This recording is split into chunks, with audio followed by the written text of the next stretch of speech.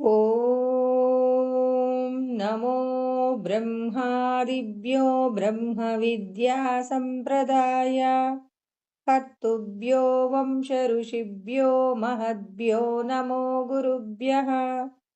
మంగళం గురుదేవాయ మహనీయ గుణాత్మనే సర్వలోకశరణ్యాయ సాధురూపాయ మంగళం. హరి ఓం. బ్రహ్మానందం పరమసుఖదం కేవలం జ్ఞానమూర్తిం ద్వంద్వాతీతం గగనసదృశం తత్వమస్యాదిలక్ష్యం ఏకం నిత్యం విమలమచలం సర్వదీ సాక్షిభూతం భావాతీతం త్రిగుణరహితం సద్గురుం తం నమామి. నమో గురుదేవ. ఈరోజు మనం భగవద్గీత యందు 4వ అధ్యాయము జ్ఞానయోగము. భగవంతుడు అంతటా ఉన్నాడనే సత్యాన్ని తెలిసినటువంటి వారు చేసేటటువంటి కర్మల యొక్క ఫలాలను ఈశ్వరుడికి సమర్పణ చేసి, ఎవరైతే తాను చేస్తున్నాననేటటువంటి అంటే తాను కర్తననే ఆలోచన విడిచిపెట్టి నేను చేసే ప్రతి కర్మను కూడా భగవంతుడి యొక్క ప్రమేయము చేతనే నేను ఈ కర్మ చేస్తున్నాను, కానీ నేనేమీ చెయ్యటం లేదు అనే ఆలోచనను ఎవరైతే కొనసాగిస్తారో, ఎవరైతే ఆ ఆలోచనతో గడుపుతుంటారో వాళ్ళందరికీ కూడా భగవంతుడు ఏం చేస్తున్నారు? ముక్తిని ప్రసాదిస్తానంటారు. అంటే నేను కర్తను కాదు, మరెవరు? నేనే అన్నం తింటున్నాను, నేను కర్తను కాదు అంటే అందరికీ అర్థమవుతుందా ఈ మాట? నేను తింటున్నప్పటికీ కూడా నేను ఏంటి, ఏమి తినాలి, ఎలా ఉండాలి అనేది ఎవరు నిర్ణయించారు? ఈశ్వరుడు నిర్ణయించారు. మనం ఎక్కడికి వెళ్ళాలి, ఎవరెవరితో కలిసి ఉండాలి, ఏ ఏ పనులు చేయాలి, ఇవన్నీ ఎవరికి తెలుసు ముందుగా? ఒక పిల్లవాడు ఉన్నాడండి, పసిపిల్లవాడు. వాడెక్కడికి వెళ్ళాలి, ఏం తినాలి, ఎక్కడెక్కడ ఏ ఏ విషయాలతో వాడు ఆడుకోవాలనే విషయం వాడికి ఏమైనా తెలుసా? అది ఎవరు నిర్ణయిస్తారు? భగవంతుడు నిర్ణయిస్తాడా, లేకపోతే మన తల్లిదండ్రులు నిర్ణయిస్తాడా? అంటే భగవంతుడి నిర్ణయం మేరకు తల్లిదండ్రులు నిర్ణయిస్తారు. అంటే ఇప్పుడు ఆ పిల్లవాడి యొక్క ఆలోచన ప్రకారంగా తల్లిదండ్రులు తనని నడిపిస్తారు. మనమందరం మనల్ని కూడా భగవంతుడు నడిపిస్తున్నాడని మనం బ్రతకలేమా? కృష్ణ పరమాత్మ ఒక మాట చెప్తాడు దీనికోసం. సర్వకర్మాణి మనసా సన్యస్యాస్తే సుఖం వశి నవద్వారే పురే దేహి నైవ కుర్వన్న కారయన్ అంటాడు. నా కారయన్ అంటాడు. అంటే మనమందరం ఎక్కడున్నాం? 9 రంధ్రాలతో కూడినటువంటి పాంచభౌతికమైన ఒక సంచిలో మనమందరం నివసిస్తూ ఉన్నామండి. అంటే 9 రంధ్రాలతో కూడినటువంటి దేహం అనే పంజరంలో మనమందరం బతుకుతున్నాం. ఈ పంజరానికి సంబంధించి మన యొక్క ప్రమేయం ఏమైనా ఉంటుందా? మన శరీర భాగాలలో వేటినైనా మనం శుభ్రం చేసుకోగలుగుతామా? వేటినైనా దాని యొక్క పెరుగుదలను, తరుగుదలను మనం ఏమైనా చేయగలమా? ఏమీ చేయలేం. భగవంతుడు ఎప్పుడు దీన్ని ఎలా నడిపించాలో దాని ప్రకారంగా దీని యొక్క పెరుగుదల, తరుగుదల అనేది ఉంటుంది. అంటే శరీరానికి సంబంధించి వికారాలుంటాయి. ఈ శరీరంతో నువ్వు ఎలా జీవించాలి అనేది ఎవరు నిర్ణయిస్తున్నారు? మన మనస్సు నిర్ణయిస్తుంది. మరి మన మనస్సులో ఏ ఏ సంస్కారాలున్నాయో, అంటే మనం పూర్వజన్మలలో ఏ ఏ కర్మలు చేశామో, ఎవరెవరికి రుణపడి ఉన్నామో, ఆ రుణానుబంధం ప్రకారంగానే మన జీవితం నడుస్తుందండి. మనం ఇక్కడే ఈ ఊళ్ళో ఎందుకు పుట్టాం? ఈ పనులే ఎందుకు చేస్తున్నాం? నేను ఇలాగే ఎందుకు ఆలోచిస్తున్నాను, ఇంకొకలాగా ఎందుకు ఆలోచించటం లేదు అంటే మనం ఏ ఏ విధమైనటువంటి విషయాలతో మనము పూర్వజన్మలలో ఆసక్తి కలిగి ఉన్నామో ఆ ఆసక్తిని మళ్ళీ ఈ శరీరంతో కొనసాగిస్తూ ఉన్నామన్నమాట. అంటే ఇక్కడ మనం చేసేటటువంటి ప్రతి పనికి సంబంధించి పూర్వము మనం చేసినటువంటి ఏ ఏ విషయాలున్నాయో, విషయాలతో కూడిన కర్మ ఉందో ఆ కర్మయే మనల్ని నడిపిస్తుంది. మరి పూర్వం నేను చేసిన కర్మల ప్రకారమే బ్రతకాలా? ఈ జన్మ ప్రయత్నం చేత నేనేదైనా చెయ్యవచ్చా అంటే, ఈ జన్మ ప్రయత్నం కోసమే భగవంతుడు మనిషిగా పుట్టించాడు. ఒక పశువు కూడా పూర్వజన్మలలో ఎవరెవరితో అయితే స్నేహంగా ఉందో, ఎవరెవరితో అయితే కోపంగా ఉందో, రాగద్వేషాల ఆధారంగానే బతుకుతుంటాయి. చూడండి. మన పశువులు ఒక్కొక్క 2 పశువులు ఒకే ఇంట్లో ఉంటాయి. కానీ అవి 2 ఎప్పుడూ కూడా ఏం చేస్తుంటాయి? 2 ఎద్దుల్ని మనం ఒక ఇంట్లో ఉంచితే అవి రెండింటికి వైరం ఉంటుంది. యజమాని దానితో వ్యవసాయం చేయిస్తున్నప్పుడే ఆ రెండింటి మధ్య సఖ్యతతో వ్యవసాయం చేస్తారు కానీ, అంటే పొలం దున్నుతున్నాయి కానీ, ఎప్పుడైనా 2 తాళ్ళు విడిపించుకున్నాయంటే మాత్రం వారిద్దరి మధ్య చాలా భయంకరమైనటువంటి యుద్ధం చేస్తాయి. అయి 2 పొడుచుకుంటాయి.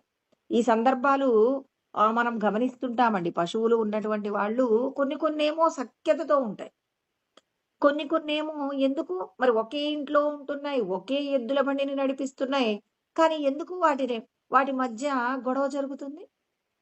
అంటే పూర్వజన్మకు సంబంధించినటువంటి వైరము అవి రెండింటిని కూడా ఒకే ఇంటిలో ఉండేలాగా భగవంతుడు ప్రసాదించారు.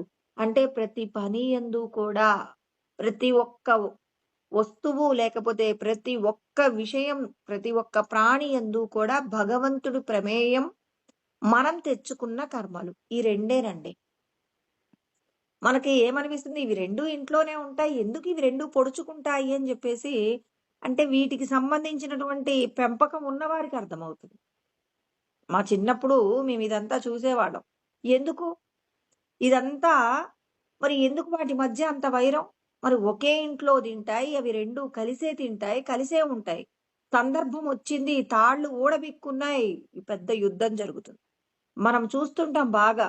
పక్కింట్లో ఉన్న కుక్క, మన ఇంట్లో ఉన్న కుక్క ఎప్పుడు కూడా గొడవ పెట్టుకునే పరిస్థితి. ఎక్కడి నుంచో దూరంగా వచ్చినటువంటి కుక్కతో స్నేహం చేస్తుంది కానీ, పక్కింట్లో ఉన్న కుక్కని చూస్తే మాత్రం అరుస్తుంది. ఎందుకు జరుగుతుంది ఇదంతా? అంటే పూర్వజన్మలలో చేసిన కర్మానుసారంగానే ఇక్కడ కర్మానుభవం ఉందండి. మరి మనిషికి కూడా అదే ఉంది కానీ, ఈ జన్మ ప్రయత్నం చేత మార్చుకోగలిగినటువంటి బుద్ధి చైతన్యం ఉంది. ఇది గమనించాలి. పశువు తన స్థితిని మార్చుకోలేదు. కానీ మనిషి మార్చుకోగలిగినటువంటి శక్తి సామర్థ్యాలు ఈశ్వరుడు ప్రసాదించారు కాబట్టి, శాస్త్రం తెలిసినప్పుడు మన లోపటున్న రాగద్వేషాలను అణిచివేయడానికి కావలసిన శక్తి శాస్త్రాన్ని అధ్యయనం చేసినప్పుడు మనకు అర్థమవుతుందనమాట. అంటే మనం శాస్త్రాన్ని తెలుసుకొని దాన్నేం చేయాలి? ఆ శాస్త్రం ఆధారితంగా మనకున్న రాగద్వేషాన్ని విడిచిపెట్టే ప్రయత్నం చేయాలి. ఇప్పుడు ఇంట్లో మామిడి పండ్లున్నాయండి. ఆ మామిడి పండు నేను తినాలనుకుంటున్నాను. ఇప్పుడు ఒక చోట జరిగిందట. ఏమని? మరి అందరికీ కూడా ఏమవుతుంది అంటే, నేనేదో సరిగ్గా విన్నానో వినలేదోనండి. ఏంటంటే, వీళ్ళందరికీ భోజనాలు పెట్టారట. దేవతలకి, రాక్షసులకి ఇద్దరికీ భోజనాలు పెట్టేసి, వాళ్ళేం చేశారు అనంటే, ఒకేసారి ఆ పదార్థాన్ని ఏం చేయకూడదు అంటే, ఎవరికి వాళ్ళు ఆ 2 చేతులతో ఆహారం తినకూడదు అని చెప్పారు.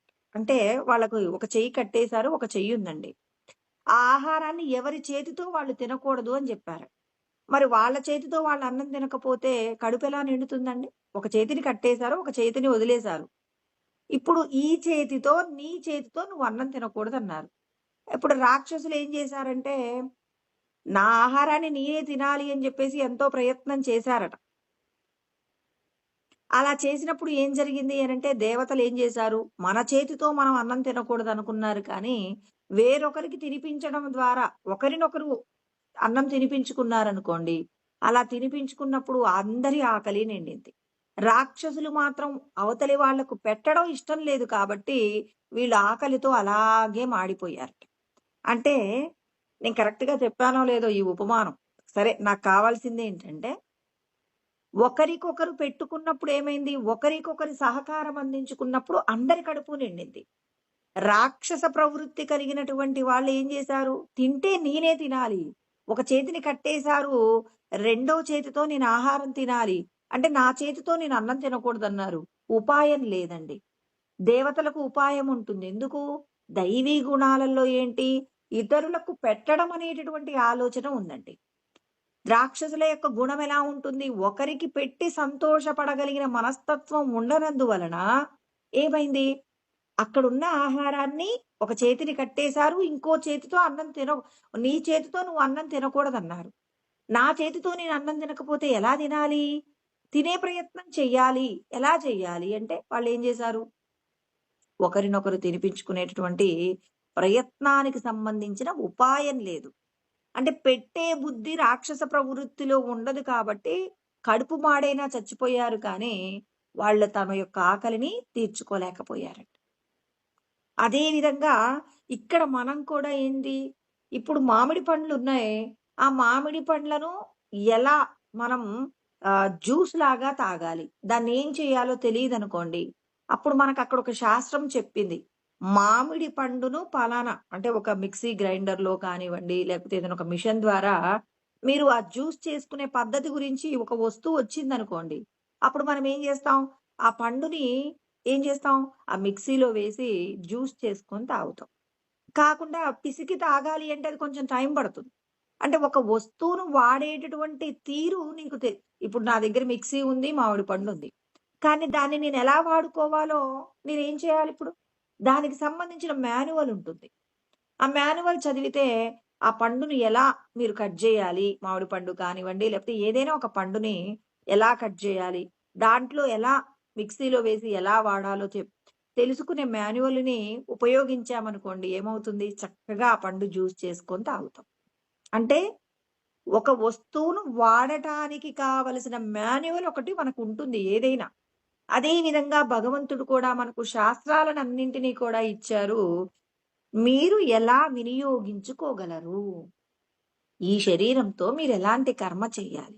మనసులోనేమో పూర్వజన్మకు సంబంధించిన రాగద్వేషాలున్నాయి. ఒక పశువుకేమో మాన్యువల్ లేదండి. ఇది మంచిది, ఇది చెడ్డదు అని చెప్పేసి మరి ఒక పశువు కనుక్కోగలుగుతుందా? ఇలా ఈ దారిలో వెళ్ళకూడదు, ముళ్ళుంటాయి. ఈ దారిలో వెళితే దారి ఉంటుందంటే దాని అనుభవంతోనే తెలుసుకుంటుంది కానీ, అనుభవం లేకుండా తెలుసుకుంటుందా? 1, 2 సార్లు అది బురద గుంటలో నుంచి వెళ్ళినప్పుడు కష్టపడిందనుకోండి. ఇంకొకసారి వేరే బాటలో నుంచి వెళ్ళిందనుకోండి. అప్పుడేం చేయగలదు? ఓహ్! నేను ఇటువైపుగా వెళ్తే బురదుంటుంది. ఇటువైపుగా వెళ్తే మంచిగా వెళ్ళొచ్చని కొద్దిగా తన యొక్క తెలివితేటలు ఏదో కొద్ది మాత్రంతో ఏం చేస్తుంది? దానికి గుర్తుపెట్టుకునేటటువంటి అవకాశం ఉంటుందండి. అందుకే వెనకటి కాలంలో ఎద్దుల బండిలో ప్రయాణం చేసినప్పుడు, ఆ ఎద్దుల బండిని నడిపించేటటువంటి ఆయన బండిలో పడుకున్నా రోజు ఒక ఊరు వెళ్లి వస్తువులన్నీ అక్కడ దించేసి వచ్చేసారనుకోండి. ఇప్పుడు ఈ ఎద్దుల బండిని కట్టేసి ఆ దారి చూపిస్తే అది ఖచ్చితంగా ఎక్కడైతే వీళ్ళు తీసుకెళ్ళిన సరుకు దించాలో అక్కడ ఆ ఎద్దులు అక్కడ ఆ బండి ఆపేయట. ఈ రైతు నిద్రపోయి పొద్దున్నే లేచేసరికి ఇతను ఎక్కడికి గమ్యం చేరుకోవాలో అక్కడికి అంటే దానికేం చేయించారు? అలవాటు చేయించారు. ఒక పనిని అలవాటు చేయిస్తే అర్థమవుతుంది. కానీ ఒక మనిషి ఇలా అనుభవాలు నాకనుభవం వస్తేనే నేను ఈ పని చేస్తానంటే, మరి ఎన్ని అనుభవాలు పొందితే సంసారం అనే సాగరంలో నుంచి బయటపడతావు? రాగద్వేషాలలో నుంచి బయటపడాలి అంటే, ఇక్కడ భగవంతుడు శాస్త్రం నందు చెప్పబడిన విషయాలను ఆధారంగా మన లోపట ఉన్న రాగము, ద్వేషాన్ని విడిచిపెట్టే ప్రయత్నం చెయ్యాలి. రాగద్వేషాలతో జీవించినంత కాలం నువ్వు మళ్ళీ మళ్ళీ శరీరాలు పొందాలి. నాకు పలానా వాళ్ళంటే ఇష్టం, పలానా వాళ్ళంటే కోపమండి. ఈ ఇష్టమున్న వాళ్ళతోనే కష్టమైనా బతుకుతాను. ఇష్టమైన వాడు నన్ను సుఖంగా చూడాలని లేదండి. నాకిష్టమని నేను ఇంట్లో తెచ్చిపెట్టుకున్నాను. ఇష్టమైన వాళ్ళు నన్ను ఎత్తి పొడుపు మాటలు మాట్లాడుతున్నారు. దీనికి ఉపమానం ఏంటంటే, కృష్ణ పరమాత్మతో సమానంగా రథసారథ్యం చేయగలిగిన శక్తి సామర్థ్యాలు ఆనాటి కాలంలో శల్యుడికున్నాయి. వీళ్ళిద్దరూ కూడా రాజులేనండి. కానీ వీళ్ళు సరదాకి నేర్చుకున్నటువంటి విద్య ఏంటంటే రథం నడపటం అన్నమాట. ఇప్పుడు ఆహ్, ఎవరు వీళ్ళ ఎవరు అంటే నకుల సహదేవుడికి మేనమామనమాట. ఎవరు శల్యుడు. ఆయన వస్తూ ఉంటే ఆయన్ని కాపుగాచి దుర్యోధనుడు ఏం చేశాడు? మర్యాదలు చేసి, ఆ మర్యాదలన్నీ నాకింతగా గొప్పగా మర్యాదలు చేసిన వాళ్ళు ఎవరో నా ముందుకు రండి అంటే, ఆయనేమనుకున్నారు? పాండవులే నాకిలాంటి మర్యాదలు నేనొస్తుంటే చేశారనుకోని ఆయనేం చేస్తాడు? రమ్మని పిలిస్తే దుర్యోధనుడొచ్చి, మామ మీరు పాండవులకే కాదు మాకు కూడా మేనమామే.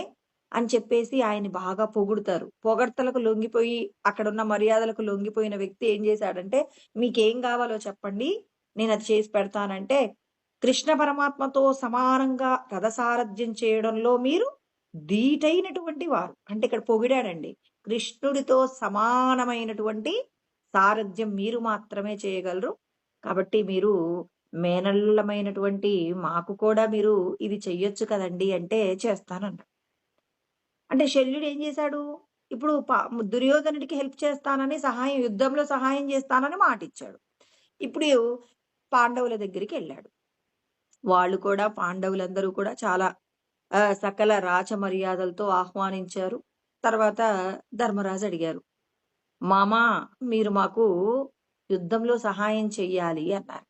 నేను ఆల్రెడీ వాళ్ళకి యుద్ధంలో సహాయం చేస్తానంటే, ఎలాగైనా మమ్మల్ని గుర్తుపెట్టుకోండి. మేము గెలిచేలాగా మీరు మీ మేనల్లులను గుర్తుపెట్టుకోండి మామయ్య అన్నారట. శల్యుడికి గుర్తుంది. మేనల్లుళ్ళు చక్కగా సంతోషంగా ఉండాలి. మేనమామ అంటారు కదండీ! తల్లిదండ్రులు లేకపోయినా మేనమామ ఉంటే వాళ్ళ యోగక్షేమాలు చూస్తారు అని అంటారు కదా! అలాగే మేనమామకు గుర్తుంది. ఏంటి? ధర్మరాజు తన సోదరులందరూ యుద్ధంలో గెలవాలి అనుకున్నాడు. ఇప్పుడు యుద్ధం ఎవరికి సహాయం చేస్తానన్నాడు? దుర్యోధనుడికి సహాయం చేస్తాను.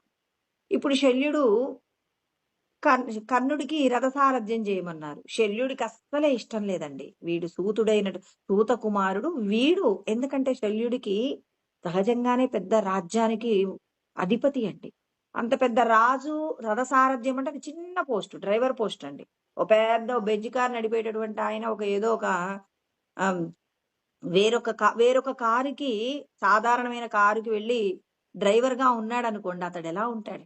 ఎంత గొప్ప మనసుంటే, కృష్ణ పరమాత్మ లాంటి మనసుంటే మరి ఆ వెహికల్లో పోయే వాళ్ళందరినీ కూడా చక్కగా ప్రయాణం దగ్గరికి తీసుకెళ్తారు. అందులో బండిలో కూర్చున్న వాళ్ళందరూ డ్రైవర్ అంటున్నారనుకోండి, నేనింత గొప్పవాడిని నన్ను అందరూ డ్రైవర్ అంటారా అని చెప్పేసి కోపం వచ్చి వాడు నేను పోయినా పర్వాలేదని చెప్పేసి వాడు ఏం చేస్తాడు? ఆ డ్రైవింగ్ సరిగా చేయకుండా ఒక యాక్సిడెంట్ చేస్తారు. ఇక్కడ శల్యుడు కూడా నేను వీడికి సారథ్యం చేయడం ఏంటి? అల్పుడైనటువంటి వాడు. వీడికి అసలు రాజ్యమో అధికారం పొందే అర్హత కూడా లేదు. అర్హత లేనటువంటి వాడికి నేను సారథ్యం చేయడం ఏంటని ఆయన ఏం చేశాడు? శల్యుడు కర్ణుడికి రథ సారథ్యం చేయడంలో ఆయన ఏం చేశాడంటే ఇక కర్ణుణ్ణి ఇబ్బంది పెట్టే ప్రయత్నం చేశాడు. ఆ ప్రయత్నంలోనే ఏమైంది? శల్యుడి యొక్క రథ సారథ్యంలో కర్ణుడు మరి సరైనటువంటి విధంగా యుద్ధం చేయడంలో తానేమయ్యాడు? బాగా డిస్టర్బ్ అయ్యాడు. అలా డిస్టర్బ్ అయినప్పుడు మరి తను చేసినటువంటి యుద్ధంలో తానేం చేస్తాడు? ప్రాణాలు కోల్పోతాడు. అంటే ఇక్కడ ఈయనేంటి? సమానమైన సారథ్యం చెయ్యగలిగినప్పటికీ కూడా ఆ సారథ్యాన్ని ఏం చేశాడు అంటే మరి అది అతని యొక్క పతనానికి హేతువుగా కావడం జరిగింది. అంటే ఇక్కడ మనం కూడా భగవంతుడి యొక్క జ్ఞానాన్ని మనం ఏం చేయాలి అంటే మనకు కావలసిన విధంగా మలుచుకోవాలి అంటే ప్రతి ఒక్కరూ కూడా ఏం చేయాలి? కర్మ చేయడంలో ఏది ఎప్పుడు ఎలా చెయ్యాలో దానికి సంబంధించినటువంటి విచక్షణ మనకు లేదనుకోండి. ఆ విచక్షణ లేనప్పుడు మనం ప్రమాదంలో పడిపోతాం. ఇక్కడ కర్ణుడిని అంటే ఏదో ఒక యుద్ధం చేయడంలో గొప్పగా ఉన్నాడు, సారథ్యం చేయడంలో గొప్పవాడని తెచ్చి పెట్టారు. కానీ అతడు ఆ విషయాన్ని కరెక్ట్‌గా అంటే మాకు నిజంగా ఇతడు సహాయం చేస్తాడా? మాకు ఉపకారం చేస్తాడా? అనే దాని పట్ల దుర్యోధనుడు ఎంతసేపటికి నా వైపు గొప్పవాళ్ళైన వాళ్ళు ఉన్నారని చూసుకున్నాడు. కానీ మరి వాళ్ళు నా వైపు మనస్ఫూర్తిగా యుద్ధం చేస్తారా అని ఆలోచించడంలో దుర్యోధనుడు ఫెయిల్ అవుతాడు. భీష్ముడు కూడా చెప్తారు, పాండవుల్ని నేను చంపనయ్యా అంటాడు. మళ్ళీ ఇంకా ఎవరు? ద్రోణాచార్యులు వారు కూడా అంటారు, పాండవులను నేను ముట్టుకోను. మరి ఎవరు ముట్టుకోకపోతే ఎవరు ముట్టుకొని చంపుతారండి? ఒక కర్ణుడు గురించి మాట్లాడుకుంటే వాళ్ళ అమ్మగారు యుద్ధం జరగటానికి పూర్వం వచ్చి, నాయనా నువ్వు సూతుడు కొడుకు కాదు నాయనా, రాధ కొడుకువి కాదు, నేను రాధేయుడనమ్మా అని చెప్పేసి తన గురించి తాను చెప్తాడు. వాళ్ళ అమ్మగారు ఒక సముద్రపు ఒడ్డున వీళ్ళిద్దరూ కలుస్తారనమాట. కుంతీదేవి విషయం చెప్పే ప్రయత్నంగా వెళ్తుంది. వెళ్ళినప్పుడు ఏమంటుంది? నువ్వు నా కొడుకువి, ఇలా కన్యాగర్భంలో నువ్వు పుట్టావు అన్నప్పుడు సూర్యుడు కూడా సాక్ష్యం చెప్తాడు. అవును నాయనా, ఆమె దుర్వాస మహర్షి యొక్క ఆయన ఇచ్చినటువంటి వరము చేత ఈమె నన్ను కోరుకుంది. నువ్వు ఇలా కన్యాగర్భంలో పుట్టావు. మరి నువ్వు నా కొడుకువే అని చెప్పేసి సూర్యుడు కూడా చెప్తాడు. అప్పుడు అంటాడు, అమ్మా నేను దుర్యోధనుడికి మాట ఇచ్చాను. నేను కష్టంలో ఉన్నప్పుడు నాకు అతడు సహాయం చేశాడు. సరే మంచో చెడో నేను అతనికి సహాయం చేస్తాను. మరి నేను మాత్రం మరి మీ నలుగురు కొడుకులనైతే ముట్టుకోను. ఒక్క అర్జునుడి మాత్రమే నాకు కోపం. నేను ఒకవేళ అర్జునుడిని చంపితే నీకు మళ్ళీ 5గురు కొడుకులుంటారు. ఒకవేళ అర్జునుడి చేతిలో నేను మరణించాను అంటే అప్పుడు కూడా నీకు మళ్ళీ 5గురు కొడుకులుంటారమ్మా అని చెప్పేసి చెప్తారన్నమాట. అంటే ఇక్కడ కర్ణుడు కూడా అర్జునుని తప్ప వాళ్ళు ఎవరిని ముట్టుకోడండి. అంటే దుర్యోధనుడి యొక్క అత్యాశ ఏమైంది? అందరినీ తెచ్చిపెట్టుకున్నాడు కానీ వాళ్ళు యుద్ధంలో అతన్ని గెలిపించే ప్రయత్నంలో వాళ్ళు ఏం చేశారు? ధర్మానికి నిలబడ్డారు. ఆ ధర్మానికి నిలబడి అధర్మం తరపున యుద్ధం చేయడానికి ఒప్పుకున్నప్పటికీ కూడా ధర్మానికి సంబంధించినటువంటి విధంగానే ప్రవర్తించారు కాబట్టే మరి మనం భీష్ముడి గురించి, ద్రోణాచార్యుల వారి గురించి మాట్లాడుకున్నప్పుడు వీళ్ళని గొప్పవాళ్ళుగానే మాట్లాడతాం. అధర్మం తరపున యుద్ధం చేసినప్పటికీ కూడా ధర్మపరులైనటువంటి వాళ్ళ ఖాతాలోనే వాళ్ళని మనం గుర్తించడం జరుగుతుంది. కాబట్టి ఇక్కడ ప్రతి ఒక్కరూ కూడా ఏం చేయాలి? భగవంతుడు చెప్పినటువంటి ధర్మాన్ని ఆచరించడం కోసం ప్రతి ఒక్కరూ ప్రయత్నం చేయాలి. అంటే రాగద్వేషములనేటటువంటి విషయాలను మనం ఎలా పక్కకు జరపగలము అంటే, మరి ఏది మంచి ఏది చెడు అనేటటువంటి విషయం పట్ల ప్రతి ఒక్కరూ కూడా ఏం చేయాలి? విచారణ చేయాలి. అంటే రాగము అనేటటువంటిది ఎవరికైతే ఎక్కువగా ఉంటుందో అంటే ఇష్టమైనటువంటి వాళ్ళతో మనం ఏం చేస్తున్నాం? వాళ్ళు మనల్ని నింద చేసినప్పటికీ కూడా వాళ్ళతో మనం ఏం చేస్తామంటే కలిసి ఉండే ప్రయత్నం. నాకు ఇష్టం కదా నా కొడుకు తప్పు చేస్తే మాత్రం నేను అతన్ని వద్దంటానా అని చెప్పేసి అంటారు. మరి ఇష్టం లేనటువంటి వాడు ఇప్పుడు చూడండి, ఇష్టం అని శల్యుణ్ణి తెచ్చుకున్నాడు. శల్యుణ్ణి తెచ్చుకుంటే ఏమైంది? యుద్ధంలో బాగా చేస్తాడు, అతడు మా తరపున పోరాటం చేస్తాడు అనుకున్నారు కానీ మరి కర్ణుడి మరణానికి శల్యుడు కారణమైనట్టు ఇష్టమైనటువంటి వాళ్ళ కోసం అర్జునుడు కూడా రాజ్యం దానం చేస్తా అన్నాడు. నా తోబుట్టువులైన వాళ్ళందరినీ కూడా చంపేసుకొని నేను జీవించలేను, మా వాళ్ళకి ఏది కావాలో అది ఇచ్చేస్తాను, నా రాజ్యాన్ని ఇచ్చేస్తానని సంపదల మీద ఉన్న వ్యామోహం వదిలిపెట్టి బంధుమిత్రుల మీద ఉన్న వ్యామోహం చేత యుద్ధాన్ని చేయనన్నాడు. అంటే మనం కూడా ఏం చేస్తున్నాం? ఇష్టమైన వాళ్ళు తప్పు చేసినా క్షమిస్తాం. పరమాత్మ అంటారు, క్షమాపణ అనేది కొంత మేరకే.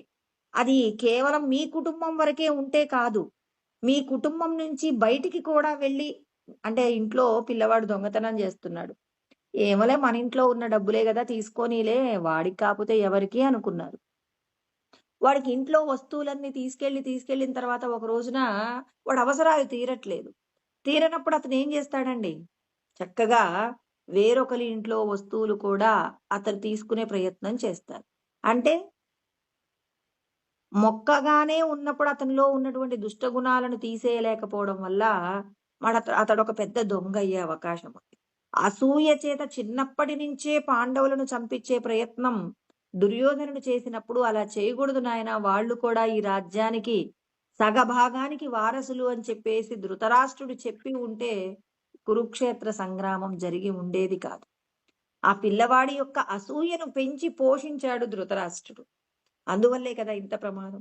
అంటే మనం కూడా మన ఇంటిలో ధర్మాన్ని రక్షించే ప్రయత్నంగానే ఉండాలి తప్ప అధర్మంతో కూడినటువంటి వాళ్ళు మన పిల్లలే మన వాళ్లే అయినా వాళ్ళని గనక మనం ప్రోత్సహిస్తే అది పెద్ద ప్రమాదానికి హేతు అవుతుంది. అర్జునుడికి కలిగిన వ్యామోహమే ఇవాళ మనందరికీ ఉంది. నా వాళ్ళైన వాళ్ళు ఎంత చెడ్డవాళ్ళైనా పర్వాలేదు క్షమిస్తానంటాం, పరాయి వాళ్ళు తప్పు చేస్తే శిక్షిస్తానంటాం. నీకిచ్చింది బుద్ధి చైతన్యం ఎందుకు అంటే నీకిచ్చిన శరీరం ధర్మంతో కూడినటువంటి ఉపాధి, ధర్మాన్ని రక్షించడానికే నేను నీకు ఈ ఉపాధినిచ్చాను తప్ప అధర్మాన్ని పెంచి పోషించే ప్రయత్నంగా నీకు ఈ శరీరం ఇవ్వలేదు. ఈ శరీరం యొక్క కర్తవ్యం ఏమిటి అంటే ధర్మరక్షణ. అది నావాడు పరాయివాడనేటటువంటి వ్యత్యాసం పోవాలంటే నువ్వు ఈ శరీరంలో నివాసం ఉంటున్నావే కానీ ఈ శరీరం నువ్వు కాదు. నువ్వు ధర్మరక్షణార్థం మాత్రమే ఈ భూమి మీద కర్మ చెయ్యవలసి ఉంటుంది కానీ, అధర్మం కోసం నువ్వు ఈ శరీరంతో చేసిన కర్మ నిన్ను అనేకమైన నీచమైనటువంటి యోనులలోకి తీసుకువెళ్ళి నిన్నేం చేస్తుంది అంటే శిక్షిస్తుంది. నిన్ను శిక్షించకుండా ఉండాలంటే ఈ శరీరంతో ధర్మంతో కూడిన కార్యాచరణ ఖచ్చితంగా చెయ్యవలసి ఉంటుంది కాబట్టి రాగద్వేషాలు రెండింటినీ కూడా మనం ఎలా చూడాలి? శత్రువులుగా చూడాలి. ఎవరి మీద అతి ప్రేమ, ఎవరి మీద అతి ద్వేషం ఉండకూడదు. అందరిలో భగవంతుడున్నారు కాబట్టి దుష్టుడికి దూరంగా ఉండే ప్రయత్నం చేస్తూ దుష్టుణ్ణి మార్చడానికి నీ వంతుగా నువ్వేదైనా సాధన చెయ్యగలవేమో అలాంటి ప్రయత్నం కోసం నువ్వు సిద్ధపడాలే తప్ప దుష్టుడు దుర్మార్గుడైనటువంటి వాడు చేసే పనిని నువ్వు ఏం చేయకూడదు? వాడిని ఎంకరేజ్ చేయకూడదనమాట. వాడు అందుకే ఒక వ్యక్తి పాపం చేస్తే ఆ వ్యక్తి పక్కన ఉన్నందుకు ఒక మాట సలహా ఇచ్చినందుకు కూడా భగవంతుడు శిక్షేస్తాడు. ఒక దొంగతో అప్పుడప్పుడు ఒక వ్యక్తి తిరుగుతున్నాడనుకోండి. అప్పుడు ఆ వ్యక్తికి కూడా ఏదో ఒక రోజు ప్రమాదం వస్తుంది. ఆ దొంగ ఒక రోజు పోలీసులకు పట్టుపడినప్పుడు వీడితో ఎవరెవరు తిరుగుతారంటారు. పలానా వ్యక్తి కూడా అప్పుడప్పుడు పలానా దగ్గర కలుస్తుంటారండి అంటే అతడికి కూడా కొద్ది రోజుల పాటు ఏమవుతుంది? జైలుకు వెళ్ళవలసిన అవసరం ఉంటుంది. అంటే దుష్ట సాంగత్యం నిన్నేం చేస్తుంది? ఏదో మీరిద్దరూ సరదాకే కలిసినా ఆ సరదాకు కలిసినటువంటి తీరు ఏమవుతుంది? మీకొక రోజున ప్రమాదం అవుతుంది. అందుకే సత్సంగత్వే నిస్సంగత్వం, నిస్సంగత్వే నిర్మోహత్వం, నిర్మోహత్వే నిశ్చలితత్వం, నిశ్చలితత్వే జీవన్ముక్తి అని ఆయన సత్పురుషుల యొక్క సాంగత్యము చేత నీకేమవుతుంది అంటే నిస్సంగత్వం. నశించిపోయే విషయాలలో ఎవరైనా తప్పు చేసి డబ్బు సంపాదిద్దామన్నా, ఒక అవతలి వాళ్ళని ఏడిపించే ప్రయత్నంగా ఒక తప్పుడు మాట మాట్లాడదామన్నా, మనకి మాట్లాడబుద్ధి కాదు. ఎందుకు? సత్పురుషులైన వాళ్ళు ఎప్పుడూ ధర్మంగా ఉండే ప్రయత్నం చేస్తారండి. ధర్మంగా ఉండే ప్రయత్నం చేస్తారు కాబట్టి, మరి వాళ్ళ పక్కన మనం ఉన్నప్పుడు వేరొక చోట మన బంధువుల్లోనో, ఎక్కడో మనం వెళ్ళిన ఒక ఆఫీస్‌లో పనిచేసే చోటో, ఎక్కడైనా అధర్మంగా ప్రవర్తించే వాళ్ళుంటే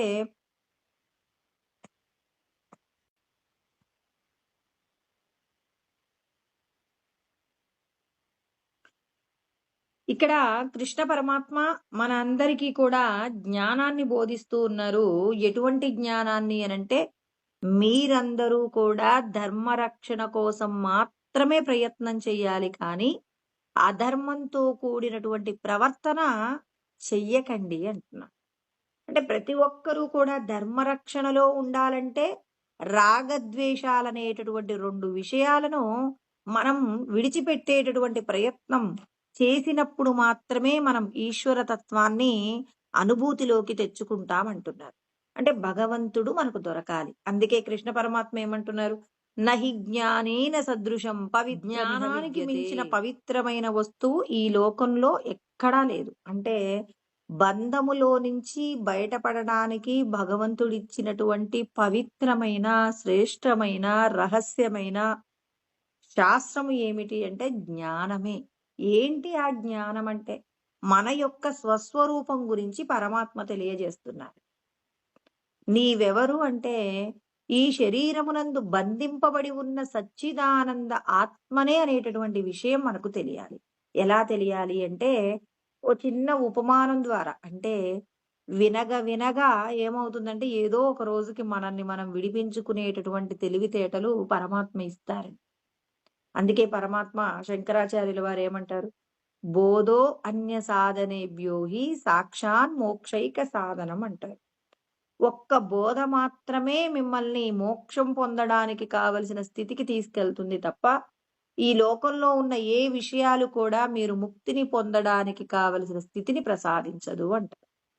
ఎలాగంటే ఇప్పుడు మన లోపట ఈ శరీరం లోపట మనమున్న పరిస్థితి గురించి ఎలా అంటే, ఇప్పుడు మీరు ఒక గదిలో ఉన్నారండి. ఈ గదికి గోడ ఉందండి. ఈ గోడ అవతల ఎవరున్నారంటే భగవంతుడు. ఇప్పుడు మీరు మాట్లాడే మాట వినపడాలి అంటే ఒక పల్చటి తెర వెనకాల భగవంతుడున్నాడు. ఇప్పుడు మనం చెప్పే మాట భగవంతుడికి వినపడుతుంది. ఇప్పుడు అక్కడున్నటువంటి తెర పల్చటిది కాకుండా ఏదో ఒక తడికె లాంటిది పెట్టారు. అప్పుడు మనం మాట్లాడేది కొంచెం వినపడుతుంది, కొంచెం వినపడదు. ఇప్పుడు అలా కాకుండా గోడ వెనకాల భగవంతుడున్నాడు. అప్పుడు మనం పిలిచితే పలుకుతారా? పలకరు. ఎందుకు పలకరు? నువ్వు పిలుస్తున్నావనే విషయం అవతల ఉన్నటువంటి భగవంతుడు కానీ, మనిషి కానీ, ఆ వ్యక్తికి వినపడుతుందా? వినపడదు. అంటే పరమాత్మ ఏమన్నారు? నాహం ప్రకాశః సర్వస్య యోగమాయా సమావృతః.